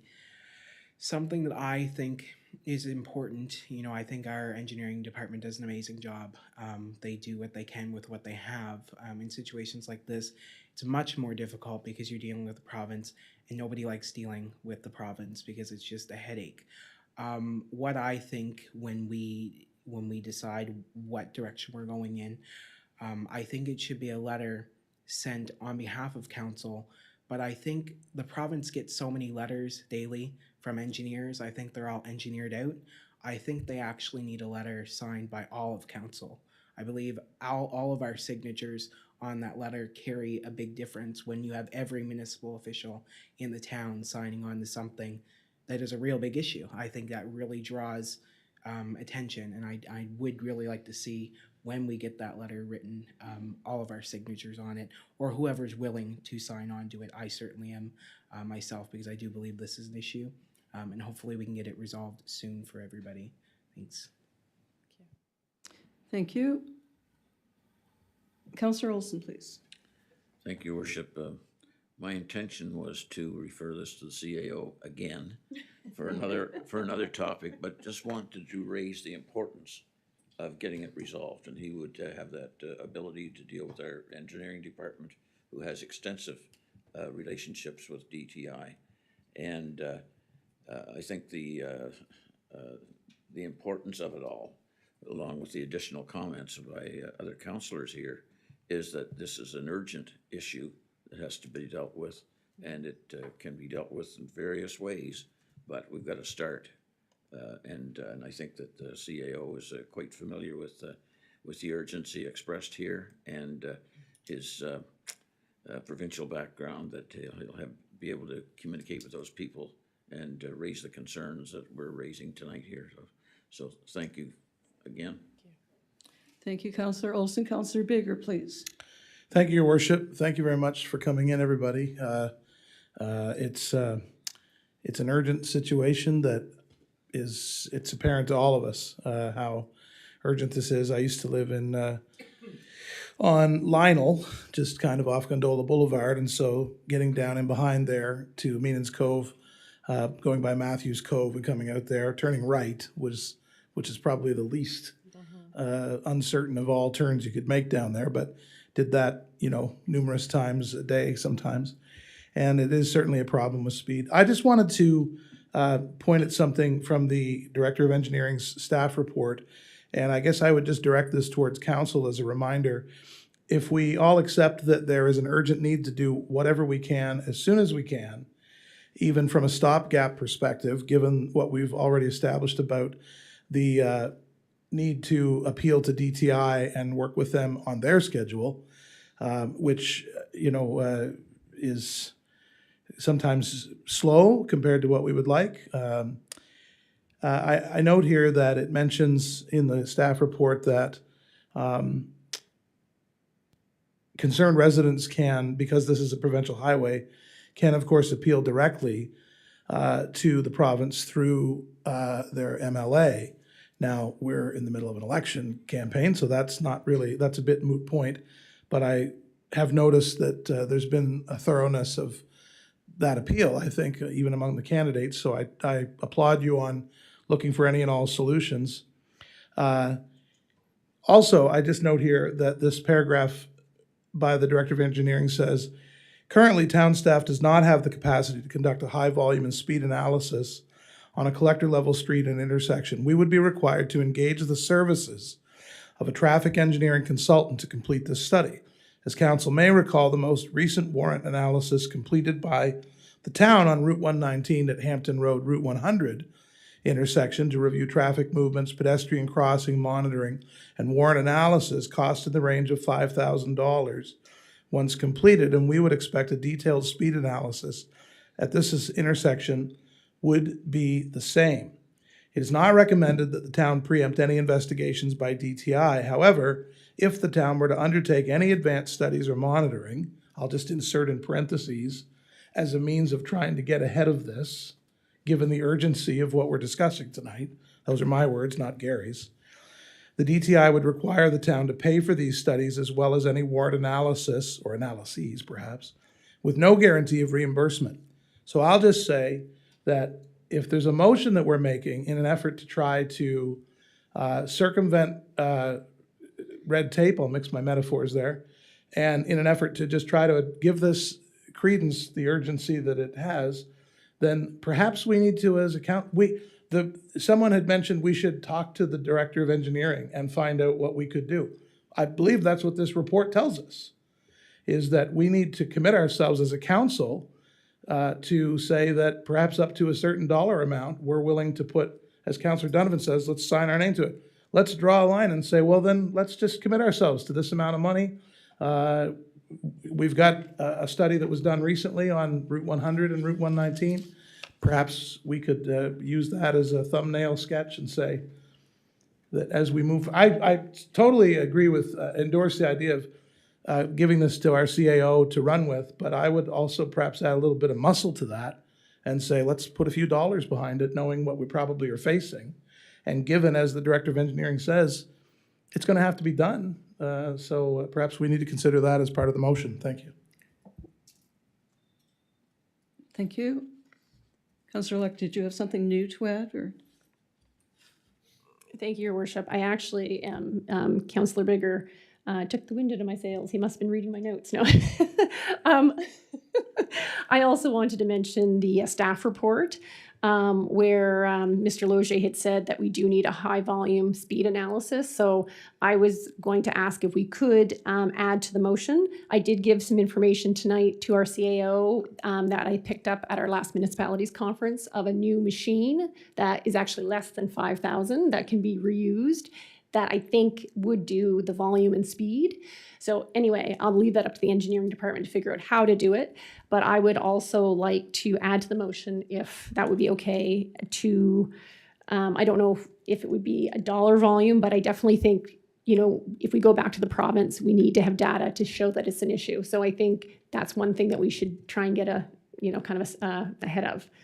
So I'm not sure what the motion could be, if it could be just, I know we have budget planning in the next few weeks. I don't know if, I guess that's for next year, or if we have some surplus this year that we can use to potentially start that process. And if I can add that to the motion. Yeah. May I interject? I'm sorry, but I'm also concerned about I feel like for traffic studies and that sort of thing, the busiest times in our area seem to be in that summer and those shoulder seasons. So we're now going into our slower season where people aren't accessing that road as much, mind you. There's still all the communities that are around there and that sort of thing. But obviously access to the, children going across and families trying to get to the Q-plex, that kind of slows down a little bit this time of year, unfortunately. I should have done this 4 months ago. Anyway, just an FYI to keep that in mind. Yeah, that's a good point. Thank you. Do you have the new motion? The next thing that I will just add to this as well, certainly I'm sure our CAO will be contacting the police for their further input and information, which is extremely important. Also, we do have a very good working relationship with the provincial government. These things have taken time.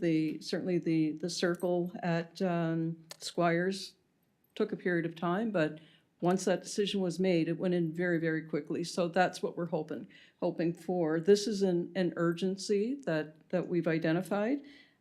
We have to leave it to the experts to ensure that it's done correctly. And we will follow up with the process and procedure after Mr. Watson does his investigation of this. So we don't have a time frame on it, but it will certainly be stamped urgent, and the letter that will go out to the DTI will be to that degree, that it will be identified as being a very urgent issue in our community. Thank you very much. So on the question, the motion reads, the town refer Ms. Ollison's request to CAO to contact the Provincial Department of Transportation and Infrastructure, DTI, for their urgent investigation on speeding, visibility, and accidents at the intersection of the Meanans Cove Road and the Gondola Point Arterial Route 119, and authorize staff to conduct a high volume and speed analysis traffic study.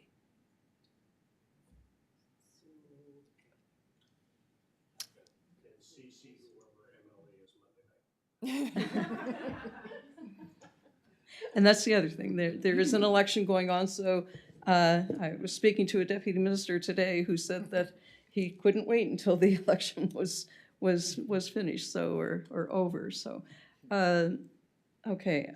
Do you have something new, Councillor Donovan?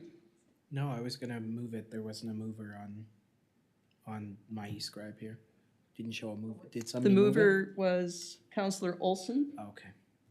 And you had the seconder as deputy. And the deputy mayor said that she has seconded that. Yeah, I'm good for a vote. On the question, Councillor Thompson, did you have a question? No. Okay, thank you. On the question, please vote now.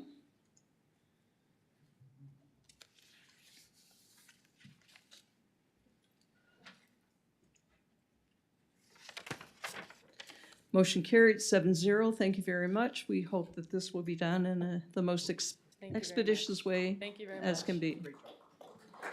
Good job. We're going to have a 5-minute health break. Tim?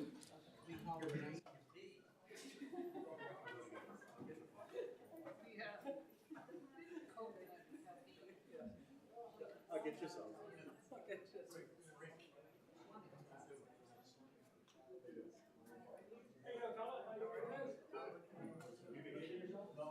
Oh, yes, I know your name. That's why. Well, you don't want to change.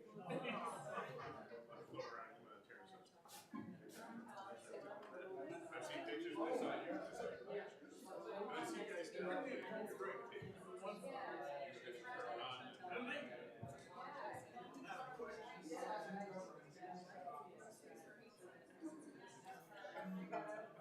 And I like this new strategy. We just shovel everything out.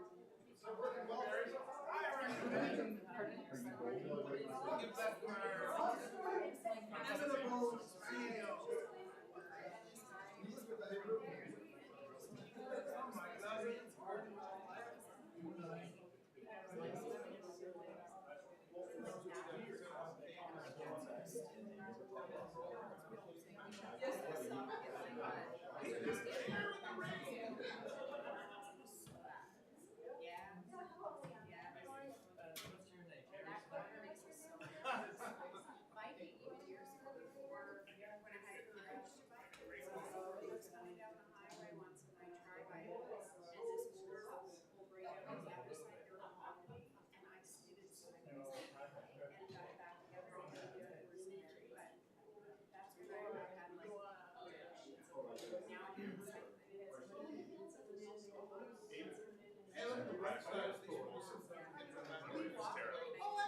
have another point of intersection. So I know.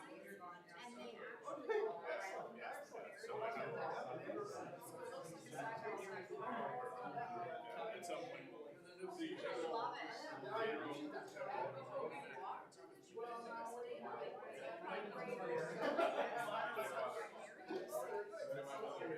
Who's in visiting?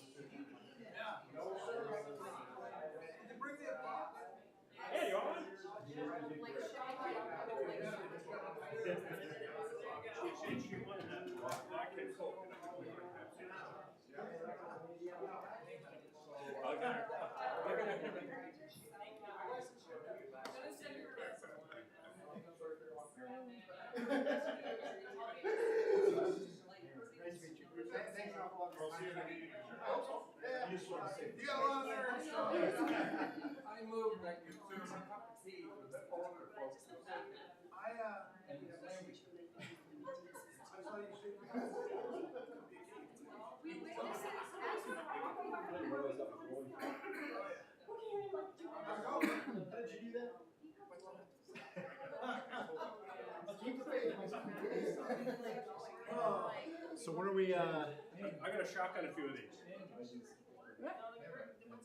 We've already had fireworks, so we don't need. And then the guy comes the other way, was like, over there. This guy. And then they gotta go back again, so I was like, No, I didn't. I only visit those places. I don't actually get in them. Yeah. Ah, okay, volleyball. thank you, Dad. That's for a long time. I thought I'd be way earlier. I thought they were supposed to do that.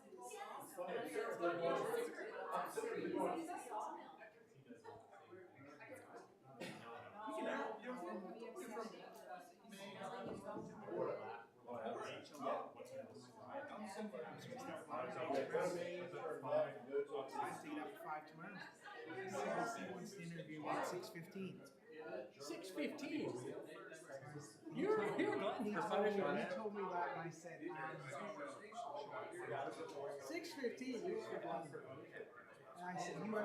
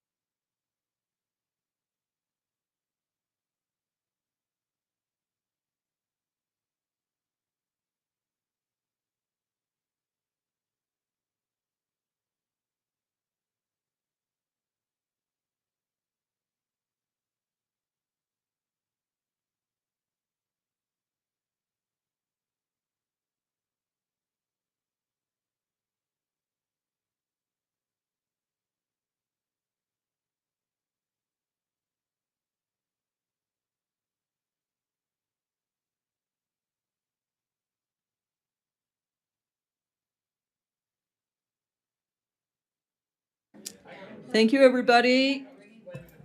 We're going to resume.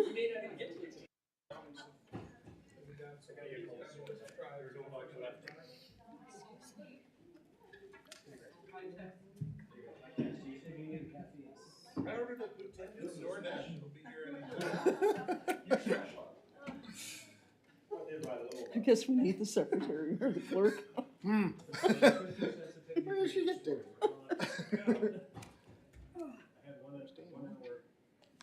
I think she's looking for her. There she is. There she is.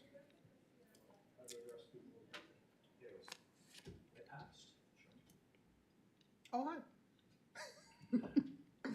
How you doing? Robert's here.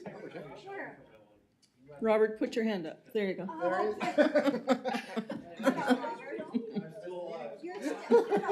He just wrote home to his wife. Wrote home? Wrote a letter. Well, it feels like a long time.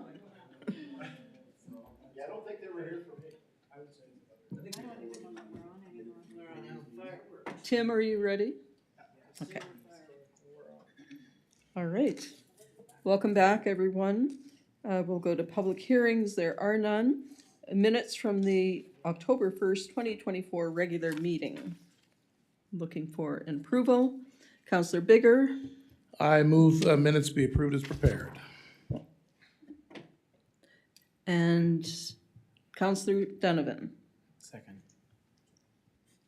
On the question, please vote now.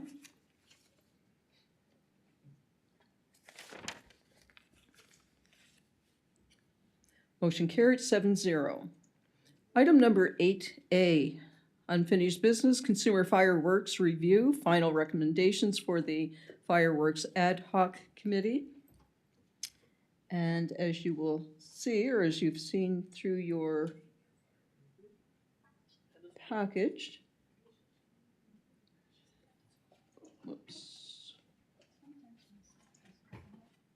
Just give me a second here.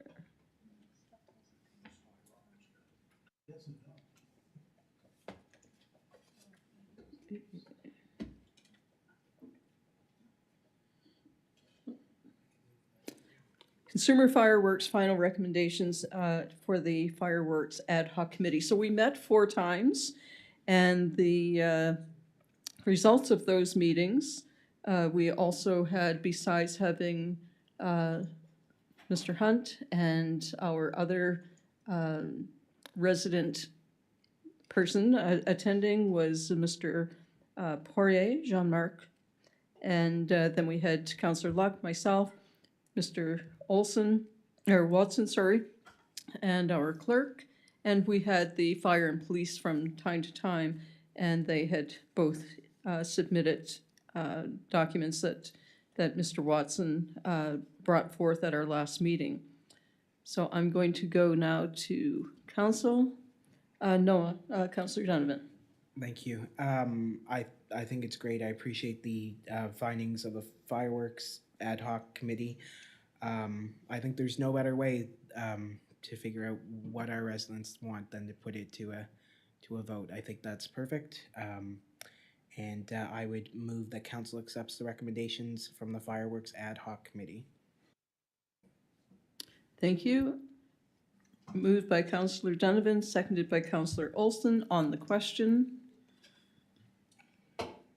Deputy Mayor Schreier.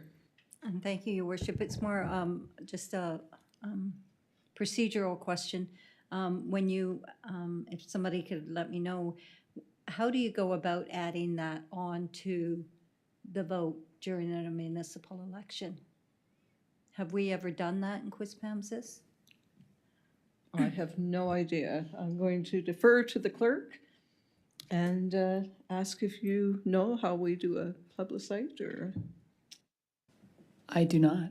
I will find out though and bring that back for your information at the next meeting. Thank you. Councillor Miller, please. Thank you, Your Worship. I don't know the exact details, but I do know it's possible you have to have something out within a certain time frame before the election.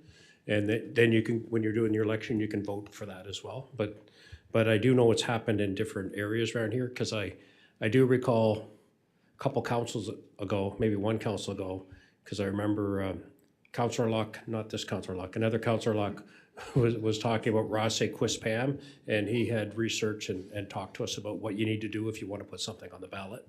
So it is a feasibility, but we'll get the exact. Thank you very much.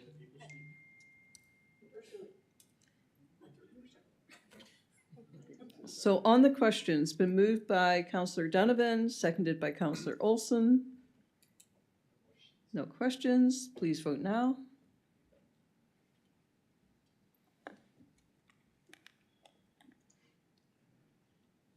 Motion carried 6-1 with the naysayer Councillor Bigger. Item 8B, DTI Provincial Municipal Highway Partnership Program 2027-2031, and I will let Ms. McGuinness explain why that is there. Council will remember at the September 3rd, 2024 meeting, a motion was passed for this item. The years noted on that item were 2026 to 2029. So this motion will amend that resolution to read 2027 to 2031, excuse me. The reason for this was because the province required 2 additional years on that application. The application deadline has passed. However, we had used the previous motion with the years indicating what is indicated in this motion. So that's why we are asking council to amend the motion from September 3rd. Thank you. Thanks very much. Councillor Donovan. Thank you. I'd move that council amends the motion passed at the September 3rd, 2024 regular meeting by striking the years 2026 to 2029 and inserting the years 2027 to 2031. It's been moved by Councillor Donovan, seconded by Councillor Bigger. On the question, On the question? Councillor Luck. Thank you, Your Worship. I just want to make a few comments. I mean, I have no issues with, I think it's great that we're improving our infrastructure. I just wanted to make 2 comments for the records. I know that Mr. Logier is not here, and I'm not sure if Mr. Colburn can speak to it. Mr. Colburn's still here. Okay. So the first thing is, and I'm not sure if it's part of the amendment, it's somewhere where it's the first thing that we're talking about, or that Mr. Logier talked about, was paving the remainder of kind of where Hampton Road ends, the Palmer Brook begins, up to Hammond River Road. It's somewhere in the report that that's the next thing that's going to be done. And I guess I just want to be proactive, so we're not here in a few years talking about the issue at that corner as well. So it's great that we're paving it, but it's a huge issue with the growth we've had, with the traffic we have. That is another very dangerous intersection. People are driving, well, it's an 80 or 90 speed limit coming from Hampton heading into town. So everyone's driving 100 on that road. So the old Hampton, it's not the Hampton Highway, but it's the old Hampton Highway, heading to town. And then people at the end of the Hampton Road trying to either turn left towards Hampton or turn right. And it is very scary to actually try and experience that when there's cars like just, driving past at the speed of light. So, I've mentioned this in the past. I guess I just want us to be a bit more visionary in terms of looking further ahead, because I would hate for us to pave it just to be here in a year or two saying, now we need to put something else in. So I would, I guess, request that also be looked at if we're going to be spending the money to improve that piece of infrastructure, that we take into account some of the safety issues. That little flashing light is not helping in terms of the speed and the safety in that intersection. And are you requesting an amendment to the motion? Well, I guess I'm maybe bringing it up for it to be brought back to, I guess, through the CAO, to be brought back to the engineering department to, I guess, consider, because I do think that we're going to be here in a few years talking about the safety of that intersection. There should be a motion Okay. on that, just so that we're not taking the direction from one councillor. Perfect, okay. Well, I guess I'll make the motion that we consider, I guess, looking at the safety of that intersection while we're repaving it, just so we're not ripping things up and redoing it in a few years. So I guess that's my motion.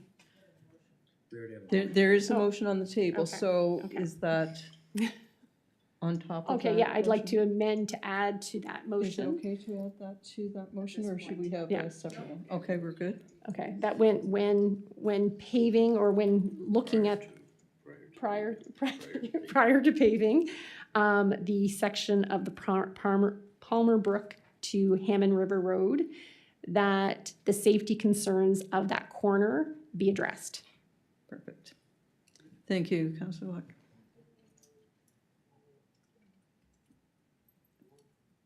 So we have a mover on that.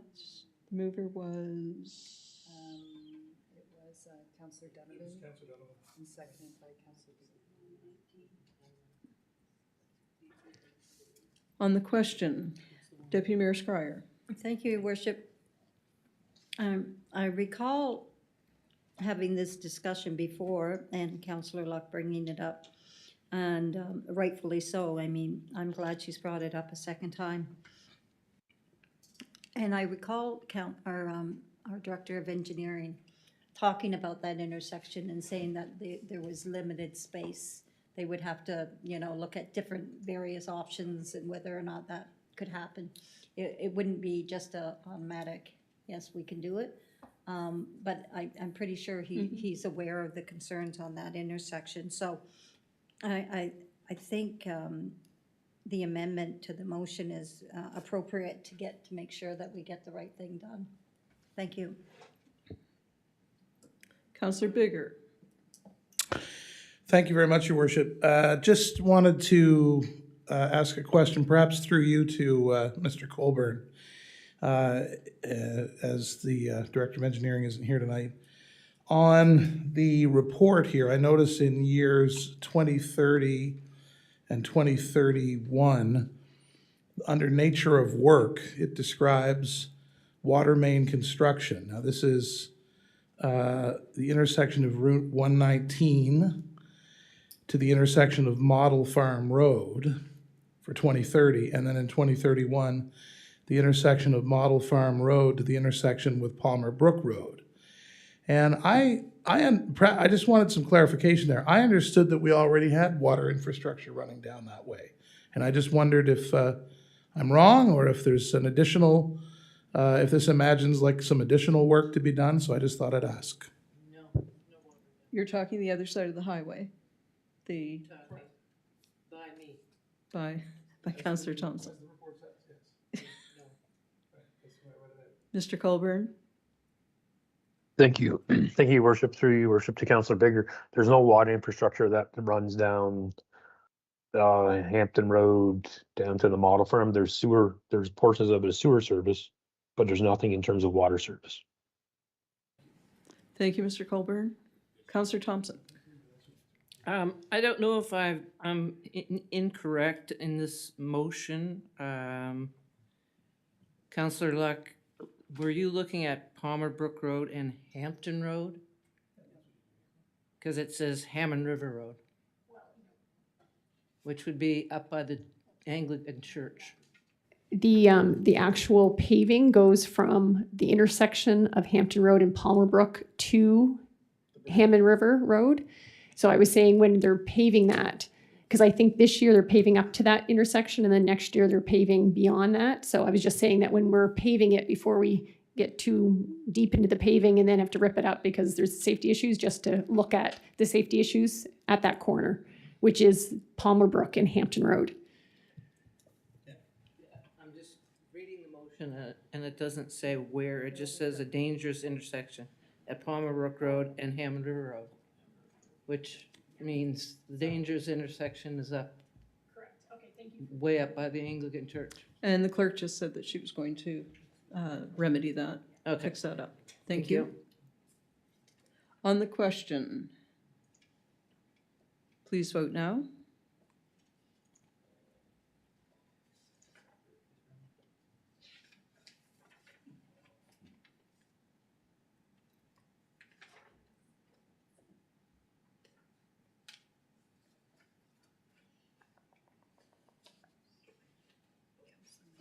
Councillor Miller, is yours working? You're good?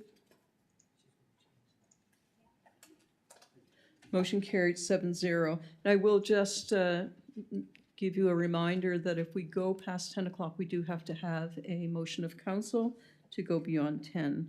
So the next item is 9A, 9B. We've completed 9C, Regional Facilities Commission discussion, Councillor Miller's correspondence. Are you satisfied, Councillor Miller, that those concerns were addressed this evening with? Worship, thank you, Worship.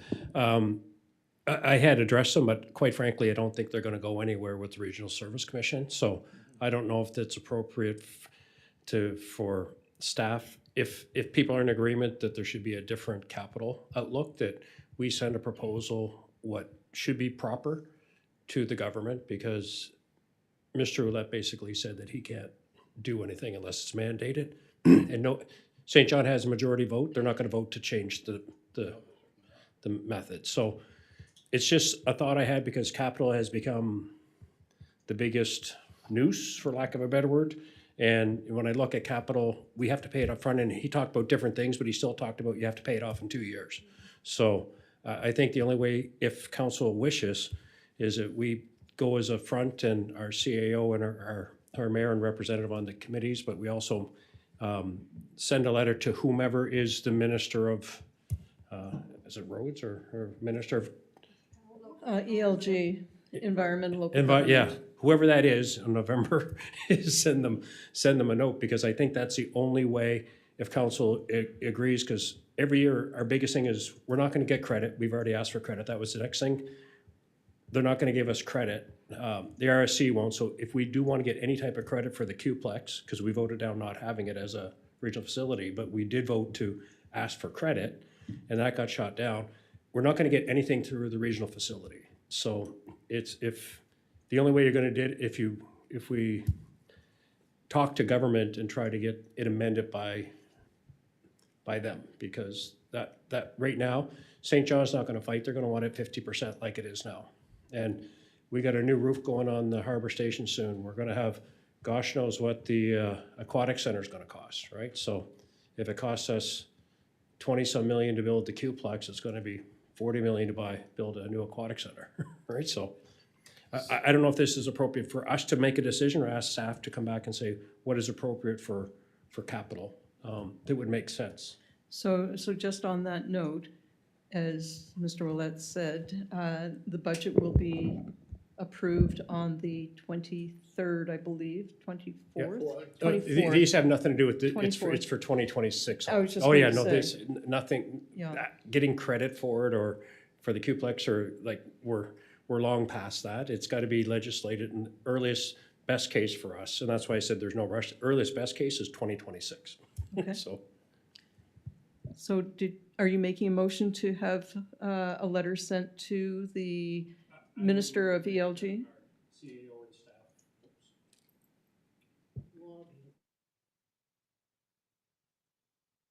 there we go, sorry. If council believe it's appropriate, I believe that we should ask staff to send a letter to the Minister of the Environment or to whatever it is now, to review the way capital is allocated for the Regional Service Commission and to give a different suggestion based on what we have now. I think that's too low for the existing municipality, but I also think that we should be able to only pay a percentage of each year as they borrow. I know you're gonna have interest and everything else on it, but if we're gonna have to bring up $500,000 every year, it's gonna cost us, and we could be doing roads or something else, so, thanks. Yeah, Yeah.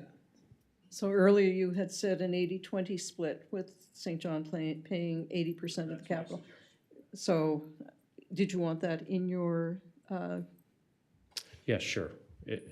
it's easier for staff when they Okay. have direct, numbers Okay. or exact comments so that they can do their work? So I'll do, so the motion would be that we ask the government to reconsider the capital allocation to be 80% for the host municipality, 20% spread amongst the others, and the allocation be also charged to the municipalities based on the amortization of the loan appropriately, if that makes sense. Sorry, Lisa. You may have to repeat that. Yeah, please. I have, This one's okay, but that's what it's close to. send a letter to environment and local government to reconsider the allocation. Of capital as part of the regional facilities to be 80% the host municipality and the remaining 20% shared amongst The other 6 communities. the remaining municipalities. Yep. Yep. Deputy Mayor Squire, please. And that the money I've been here waiting. and be amortized over the same amount of time as the loan. But she doesn't. I did bump you off for a second. Only because Councillor Miller wasn't finished. Deputy Mayor Squire. My apologies. I wanted to second your motion. First of all, I think it's a great motion, great idea, and thank you for thinking about that and coming up with a solution that at least we have an opportunity to present. So good work. Councillor Luck. Thank you, Your Worship. Just one quick question on the motion. I totally support the motion. Is at the university, the Union of Municipalities Conference, they talked about the new commission, and it sounded like this might be something that we'd bring to the commission. So I'm just wondering if Councillor Miller would be okay with, I guess we can try either or, but the commission was put in place, and at the presentation, it sounded like this might be something that the commission would help us, kind of navigate? I'm not 100% sure. But I mean, I guess it doesn't hurt to ask, but I'm just wondering if it's commission versus government, or both. We could send the letter to both, but I'm going to go to Mr. Watson first. Super, thank you, Your Worship, and through you to members of council. Thanks a lot for the discussion. This is an important piece. I appreciate the context you're offering. I also appreciate a bit of flexibility on timeline. We've got a fair number of irons in the fire here, so I want to make sure that this is dealt with comprehensively, which won't be tomorrow. That said, some conversation with the commission. I welcome an opportunity to converse with commission to see if they're willing to support. But I think, to Councillor Miller's point, the decision maker on this issue is likely with province. So all to say that I appreciate the motion very much. I would love for us to be able to come back to council with recommendations, give staff an opportunity to really chew on this, make sure that the assumptions that we're making here tonight don't have any unintended consequences on our finances, or that we're able to paint the picture comprehensively for you. And I think time does allow us to do that. So if council is amenable, we would return to council with results of the findings of these recommendations, and from there take it to commission and or ELG. Thank you, Mr. Watson. Councillor Thompson. Oh, thank you. I just wanted to perhaps add something to that motion, is that we're the only regional service commission that has a mandated agreement that outlying municipalities pay for the City of St. John's facilities. No other regional service commission across the province has any agreement with outlying municipalities. Whether it's a city, none of them have an agreement with the outlying municipalities. We are the only ones that do, that is legislated to do that. And that, I believe, should be added to any letter to the department to say that why we're the only ones. And that was pointed out by Mr. Ouellette. He stated that this evening. And I know that there's none. I know some of the people on regional service commissions right across the province. None of them. They don't have it mandated. They're trying to get the outlying areas to contribute, but it's an uphill battle. The province is not intervening to legislate them at all. We're the only ones that are legislated. No, nobody else is. We're the only ones. Thank you for that information, Councillor Thompson. Councillor Bigger, please. Thank you, Your Worship. That's an excellent point that Councillor Thompson makes. And of course, Phil Ouellette had mentioned that tonight as well, that we're the only region with that. And of course, it was a move to stave off amalgamation, as I recall. It was part of that whole strategy. But I mean, that's an old argument at this stage of the game. And certainly I just really agree that should be considered. We should be pointing that out. Whatever happens with the provincial government, whoever takes government going forward, we should be making that argument. I don't think there's anything wrong with continuing to cry foul over that, And I think it's going to have to be an outlying region that would bring that up and complain about it, because, as you point out, the major urban center in our region isn't going to complain about the current structure. I mean, when we're suggesting something that would be more fair to us, so I totally agree with that. Thank you, Councillor Bigger. On the question.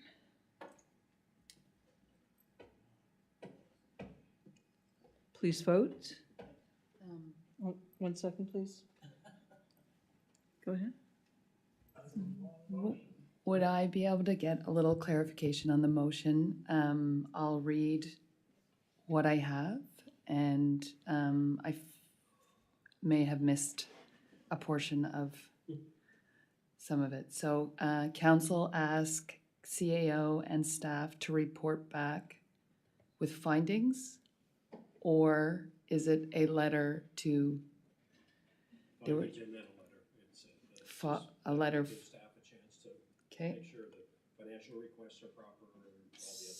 So council asks the AO and staff to report back with findings regarding the consideration and allocation of capital to the RSC, being 80% to the host municipality, the remaining 20 to the other municipalities, amortized over the same amount of time.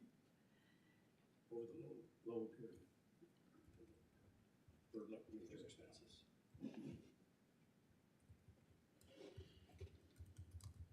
I think the motion has already got the adjustment. Yeah, I'll fix it.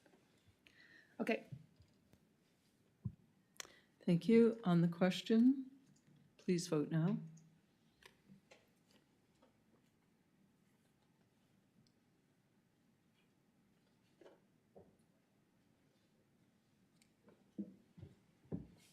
Second, I'll just say receive and file. Motion carried 7-0.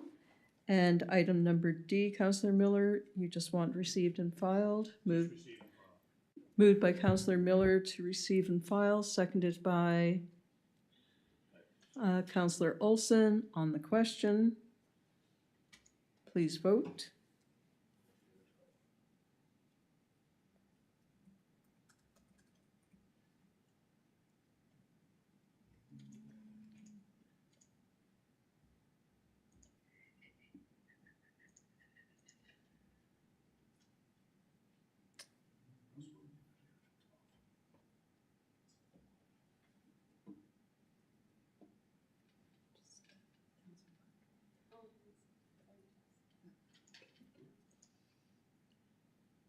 Motion carried 7-0.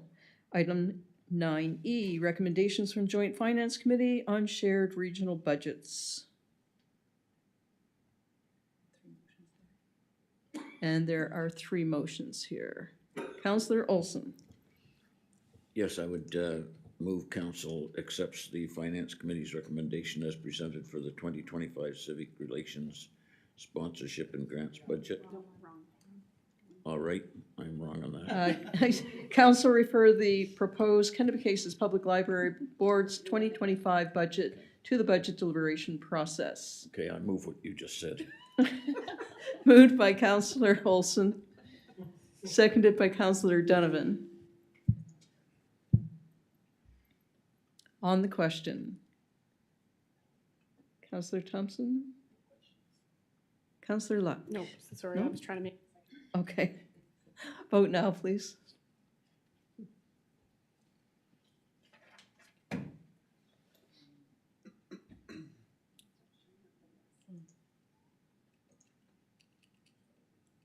Motion carried 7-0.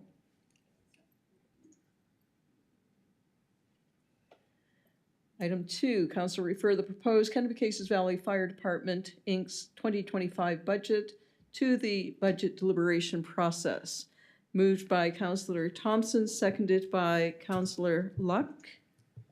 On the question.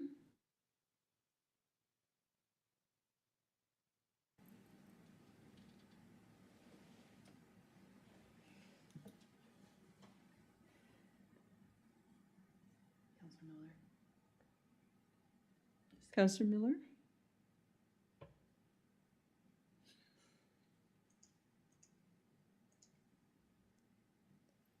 Motion carried 7-0.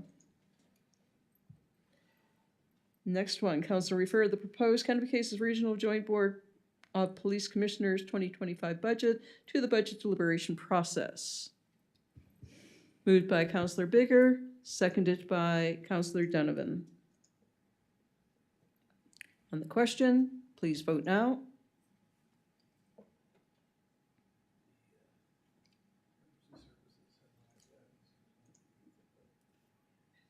Motion carried 7-0.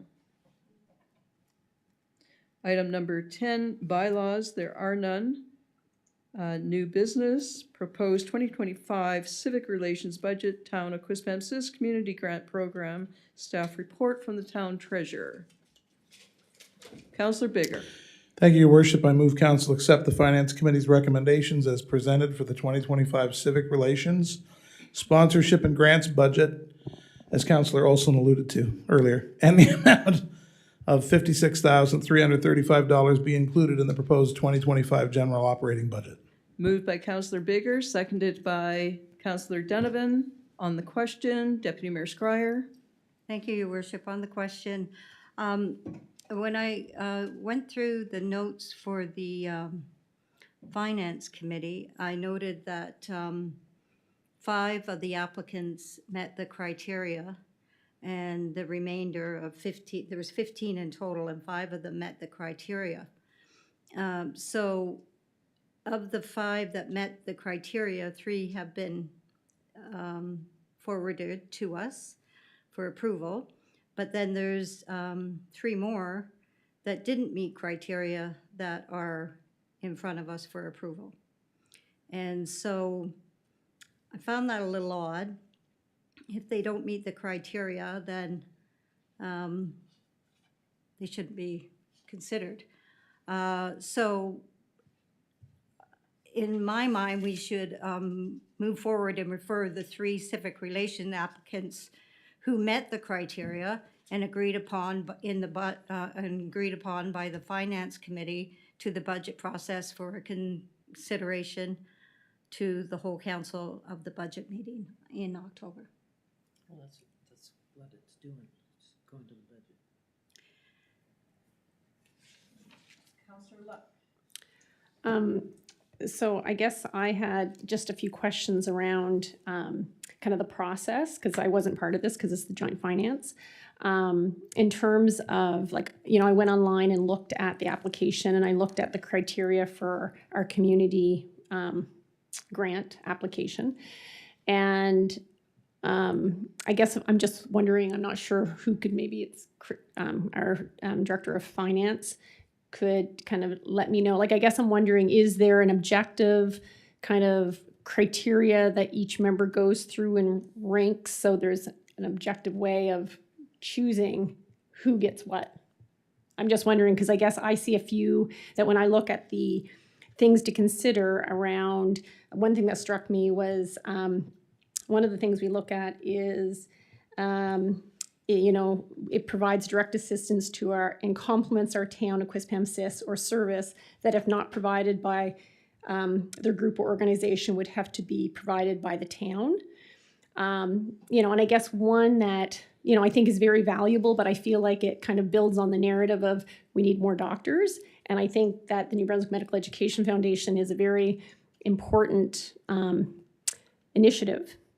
But when I look at all the other things, as a municipality, healthcare is a bit more provincial, and I know that our Regional Service Commission, they have health, but I'm thinking more social determinants of health and well-being, where it's more grassroots, where we look upstream and look at, you know, parks and active transportation and things like that. I guess I just feel that, you know, I believe over the last number of years, we've given, I think, $100,000, 10 years of $10,000 each year to DalMed. And when DalMed New Brunswick came to be, their reason for being was to attract New Brunswick residents so they would stay here. Oh, it was 50,000? Okay. So I thought it was 10 years of 10,000. But it was a fairly significant amount. And I know it's only 10,000, but 10,000 to maybe some of the other requests are more grassroots and we go a little bit further. And I guess I feel like, you know, why is it doctors that we want to recruit versus skills tradespeople or nurses or, you know, and I guess I just feel that, not that it's not a very important initiative, but when I look at some of the other things that would help at the grassroots level and look at social determinants and, you know, kind of impact our community a bit more directly in terms of our mandate and even our strat plan. You know, our strat plan really talks more about, you know, being in nature and kind of those kinds of things. So anyway, I guess I questioned, it's more around where it ranks when I look at some of the things we said no to, compared to giving a big chunk of money to the New Brunswick Medical Education Foundation. So, you know, personally, I guess one other thing I'll say while I have the mic is that, you know, we heard tonight about the $3 million, you know, potential down the road to expand our you know, the amazing Hammond River, which, you know, I mean, I'd love to see that in the future. But, you know, we did say no to I'm just looking at the Kennebecasis Trail Builders, where, you know, they were asking for 5, you know, again, and that was for tools, because they are completely volunteer, where they're building trails that people are raving about. We get kind of the credit for it, even though it's in our neighborhood and we don't actually pay for them.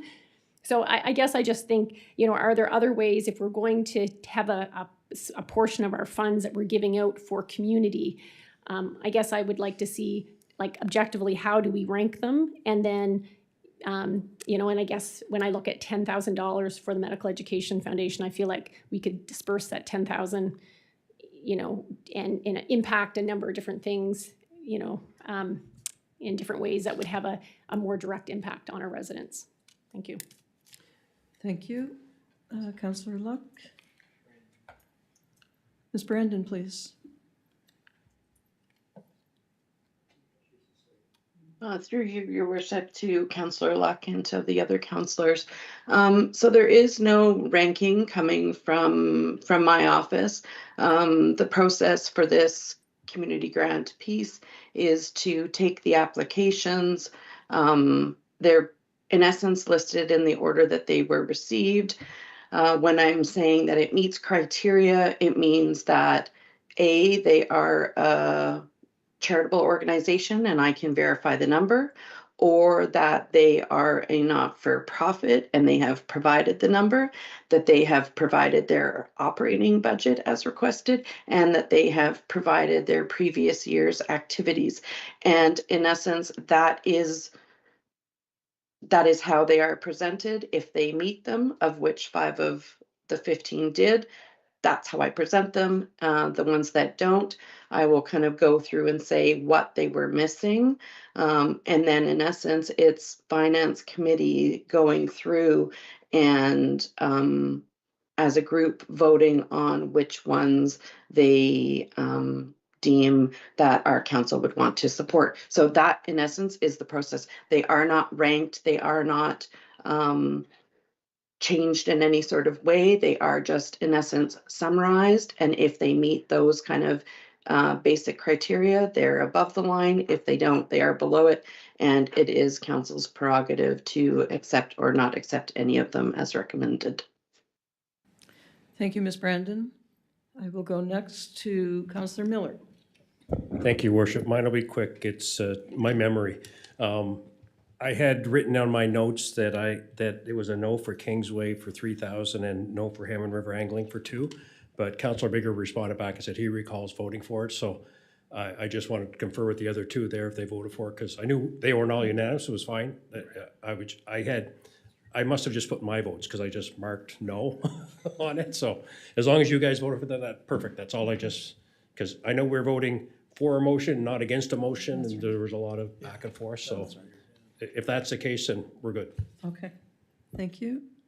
Next, Councillor Olson, please. Thank you, Your Worship. I strongly support the medical share or contribution, the Brunswick Medical Education Foundation. We had a real good presentation to council one night, and there's other people that are getting involved with the education process, and they're having a lot of good results with the doctors, and we're short of doctors, and that's a good start, and I support the recommendation of the Finance Committee.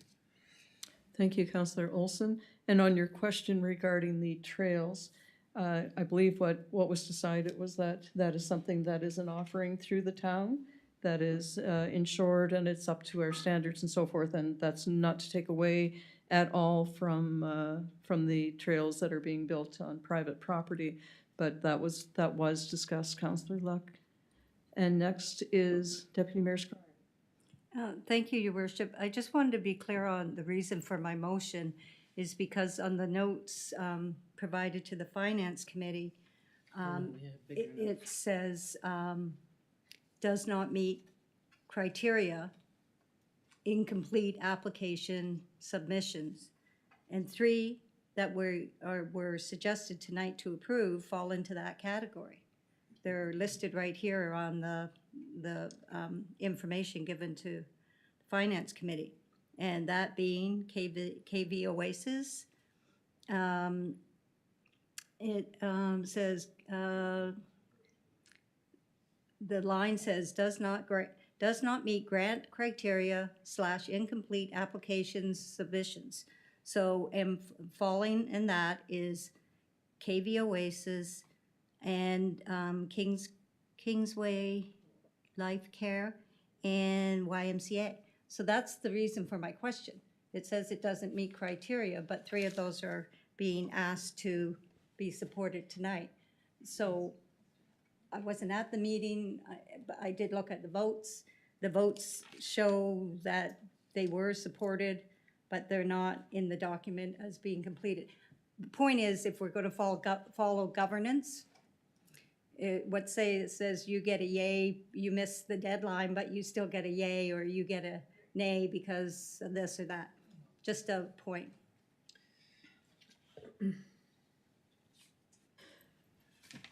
Ms. Brandon, do you recall the discussion on that? Yeah, sure, Your Worship. So for KV Oasis, it was an incomplete application. There was no financial or previous year's activities provided. We have historically funded this organization. The other one was the Kingsway Alliance Care. So that was noted as an incomplete application. They did provide audited financials, but had no kind of prior activities or stats included in their application. And the other one was the YMCA, and for that one, it was a late submission. The application was not received until September 20th, but other than that, they did meet the criteria. Thank you. And one of the other things with OASIS, it has come under new leadership, and it's a whole different format. So some of the things that were offered in the past were not available for scrutiny at this time around. It's a whole different, it's a program base rather than a drop-in center base. I understand, but I'm just following governance, proper governance, and we have things set out, the criteria, and if it doesn't meet the criteria, then in my mind, it shouldn't be brought forward. Thank you. That's the reason for my. Are you making a motion? I made a motion.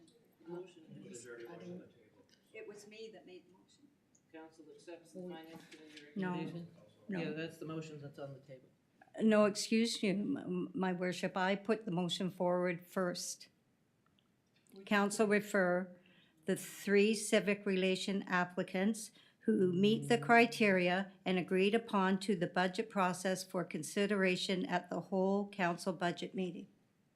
I put that motion forward This is where first. it's going anyway. There's a motion on the table.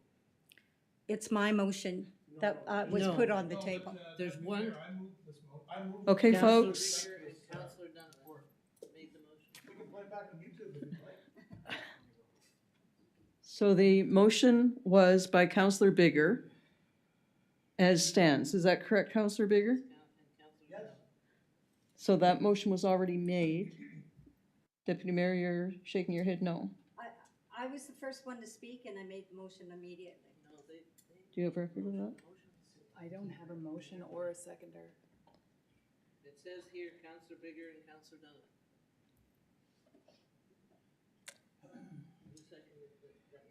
Go ahead. As far as I know, Your Worship, I was the first one to speak on this matter, and I put the motion forward the first time I spoke. And I was the first one to speak on this matter, and I put the motion forward immediately. Thank you for that clarity. Councillor Bigger. Thank you, Worship. My comments aren't really related to who spoke first, but so I joined as a pinch hitter for this meeting with the Joint Finance Committee, and it was very insightful. It was a very interesting meeting. So I can't speak to what the tradition is or what the accepted practice is. But I'm confused a bit by the use of the term governance in relation to how these decisions were made. certainly nothing was suggested in the meeting, as I recall. Can I get you to move a bit so I can see the mayor? Nothing was suggested in the meeting that I recall around that being a rule, that all that matters is that these people, these organizations, however worthy they are and you know, excellent at what they're doing, these community groups, that they are de facto approved by virtue of meeting all the criteria. Rather, as I experienced, it was around, of course, hoping for as much material as possible to fill all the tick and bop lists as the treasurer has outlined, but then for a discussion to ensue about what we believe as the councillors present, and the staff for that matter, present, was the best direction to go in with the funds we have at our disposal on behalf of the town. And a case in point would be in relation to the Medical Education Foundation, where we're in receipt of information around the efforts being made and the successes that they're having at retaining back to the host communities doctors who are eager to, you know, get into the profession. And so there was a sense, I can't speak for everybody, but there was a sense that this is a worthy recipient of finances to help assist with that hope, that aspiration of retaining new doctors in our community. The Trail Association ask for $5,200 met all the criteria. Yes, it did. It met all of the criteria in terms of, you know, tick this and tick that and tick that. But it was not, in the end, it was decided that juxtaposed and in comparison to all of the numerous excellent trail opportunities we currently have and the ongoing efforts we're making to evolve our trail system around Quispamsis, it did not meet when compared to, where these things are being compared one to another. And there's nuance in terms of the phrase, you know, didn't meet all criteria, as the treasurer points out. Some reasons are far less dire or you know, what's the word, consequential than others. It's just a matter of having missed a couple of things. Maybe somebody applied a little bit late, but we just made a determination. My point in all of this is to say, if council doesn't feel that this process is the right way to do this, we're basically doubling our efforts right now, right? It's 10 o'clock. We have to pass a motion to even continue. And a lot of good people, and I'm not complaining about having to get through this, but if we need to, as a full council, debate this because people seem to be uncertain about the decisions that were made, well, then we need to eliminate getting the Joint Finance Committee together. And I'm not even a member of that committee, but we got to get rid of that process then, because this is sort of doubling everybody's efforts. So that's all I have to say, I guess, about it. It was a long thing, but. Thank you. There's a motion on the table. Deputy Mayor Scryer, who was your seconder, please? Do you know? I don't know. There was not a second. There was not a seconder. Could we have a seconder to that motion, please? Then we're going to go to a motion to extend our time here this evening. We have a motion on the table. What, can she repeat her? Yes, she has it written down. Deputy Mayor, would you please read that again? Council refer the 3 civic relations applicants who meet the criteria and agreed upon to the budget process for consideration of the whole council budget meeting. The whole thing goes. My point is, the whole thing goes. The 3 agreed upon that meet the criteria. It's been moved by Deputy Mayor Scryer, seconded by Councillor Luck. Are you seconding that? No. Do we have okay. Moved by Deputy Mayor Scryer, seconded by Councillor Luck. On the question. Okay. Please. I just, on the question? On the question? I guess, I'd like to make another motion after this, so I just wanted to, before we move on, so. We're going to vote on this motion first. Please vote.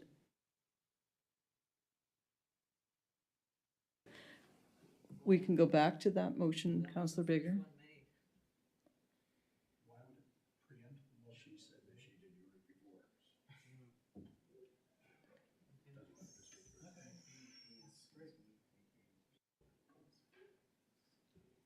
So, Councillor Miller, Deputy Mayor Scribe. Deputy Mayor, Councillor Miller.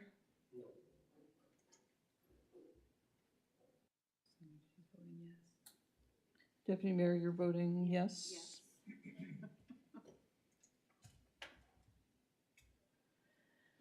Motion defeated.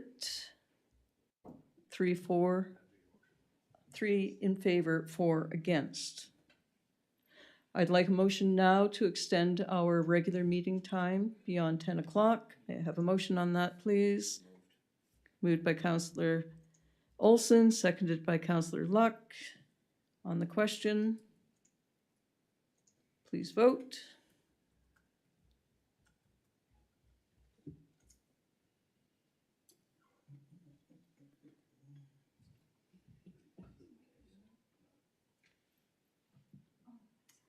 Councillor Miller and Deputy Mayor. Councillor Miller and Deputy Mayor.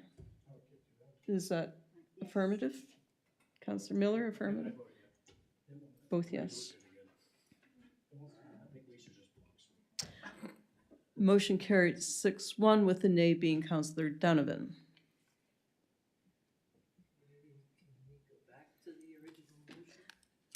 Back to the original motion on civic. Council accept the Finance Committee's recommendation as presented? Yes.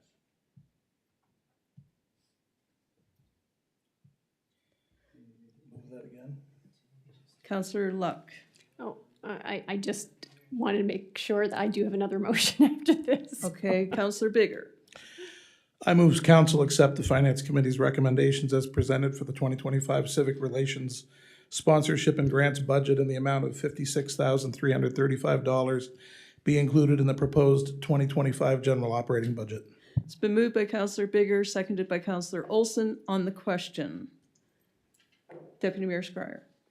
I just wanted to make sure on the motion, I know last year we had an incident where we had a discussion and we thought it was a great organization, and so we added to that. And I think that's important that council be able to have flexibility. You know, sometimes things come up. So I would just want to make sure that in that motion that I just heard, that we still have that flexibility. This isn't a set, that this isn't in stone, No, that it's not. changes can be made if necessary It before the always- meeting. It always can. Councillor Thompson, just a minute, please. I'm just trying to get my point across. I just want to be able to say, like, I just want to make sure that the motion reads that way. So it's like, just like the fire board or any other budget, we refer it to the budget meeting. That's what I'm saying. That it's not written in stone. We may, like last year, if something comes up, we may want to change it.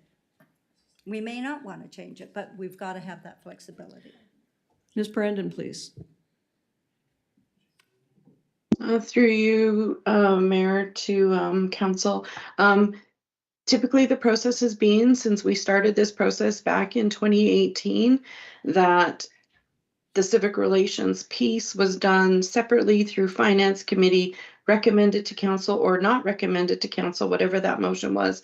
And then in essence, it wasn't looked at and changed again, because if that's the case, then we really need to look at the whole policy and how we go about and do this, because it's definitely extra work to come back and forth like this. So that would just be my recommendation.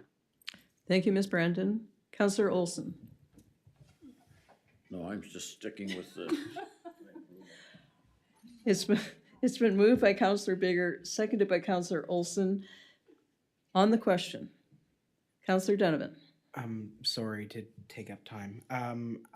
Would it be, given the uncertainty and the back and forth and bickering and so on that's going on, would it be a good idea for us to add to that motion that we will discuss at the further date whether or not this is the best practice for us to continue is, because we've been talking about this for like, it seems like half an hour now.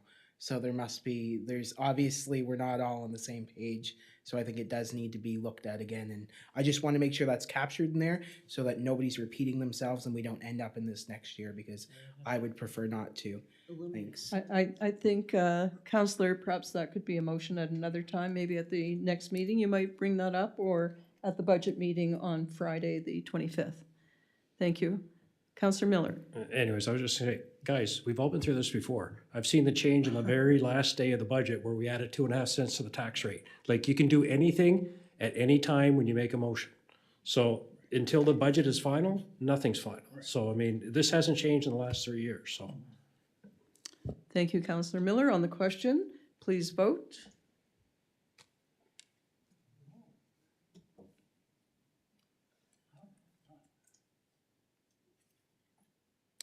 Motion carried 5-2, with the nays being Deputy Mayor Scryer and Counselor Luck. I see that. Thank you, Your Worship. I would actually like to make a motion that we do revamp the process. It definitely doesn't, not this year. I'm saying that the process I mean, I guess I do grants in my professional life, and, kind of having guidelines and then saying, well, you got in late and that's okay, and you don't meet the criteria and that's okay. I definitely think we need to look at this. This is town taxpayers' money. And I think if we're going to be offering grants to people, there needs to be strict criteria. And I think there needs to be some type of ranking scale, and it should be done somewhat objectively in the future. So I guess my motion would be that we do, for next year, not this year, but for next year, relook at the process to make sure that it's, I guess, more structured and objective and prioritized. And perhaps, because again, it affects all of us, for us to just accept a recommendation from the Finance Committee, like maybe this would be something that the whole council have a discussion in, because so we can hear the back and forth and the pros and cons versus just hearing, no, these are the people that we chose. Because I'm sure there was lots of great discussion, but on the outside looking in, we don't know what discussion happened. And I think it would be really helpful to understand the discussion so that we're all on the same page. So that's my motion. Thank you. Okay, I will look for a seconder to that motion. Deputy Mayor Scryer, seconded. On the question, I will just mention that we did do a review of that. I guess it wasn't a policy, but we do have a committee in place, not unlike any other committee that makes recommendations to council. And I think it's very important to recognize that I think, Councillor Miller, we spent about 2 hours going through these, so I hope that is taken into consideration as well. Councillor Donovan, please. Oh, I was going to second whatever Councillor Luck said, but yeah. I'm sorry. I was just going to second what Councillor Luck had put out. I don't know, there's no motion in front of me, so I'm not sure. Oh, okay. So, Councillor Donovan, it was moved by Councillor Luck and seconded by Deputy Mayor Scryer. Okay. All right.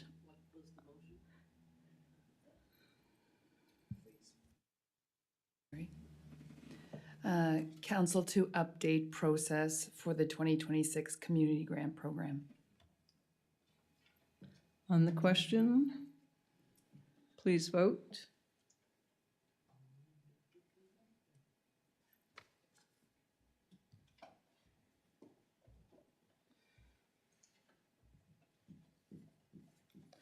Motion defeated, 3 in favor, 4 against. The 4 against were Councillors Biggert, Thompson, Miller, and Olson. Thank you. Item 12, reports.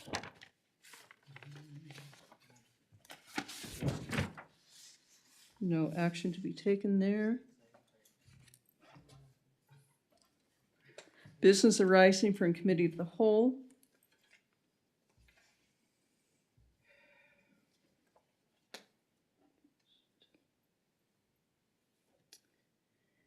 So this was a violation of the Code of Conduct, bylaw number 056, by Councillor Donovan, and we have a resolution So Councillor Donovan did receive a letter of reprimand, and that letter was in accordance with the bylaw for an action he had taken that was felt to be in contravention to the bylaw for councillors. And there's a motion there. Yes, I would move that council confirm that pursuant to Code of Conduct bylaw number 056, section 5A I, a letter of reprimand has been issued to Councillor Donovan related to social media use. Moved by Councillor Olson, seconded by Councillor Thompson. On the question, please vote.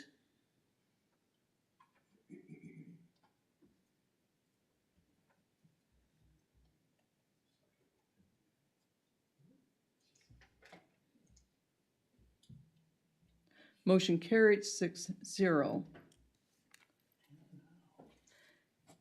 I'm looking for a motion to adjourn. Moved by Councillor Olson. Adjourn to Committee of the Whole. A second? Who was the motion seconded by? Councillor Bigger.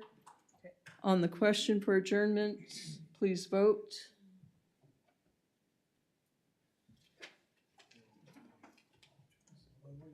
We are now back to Committee of the Whole.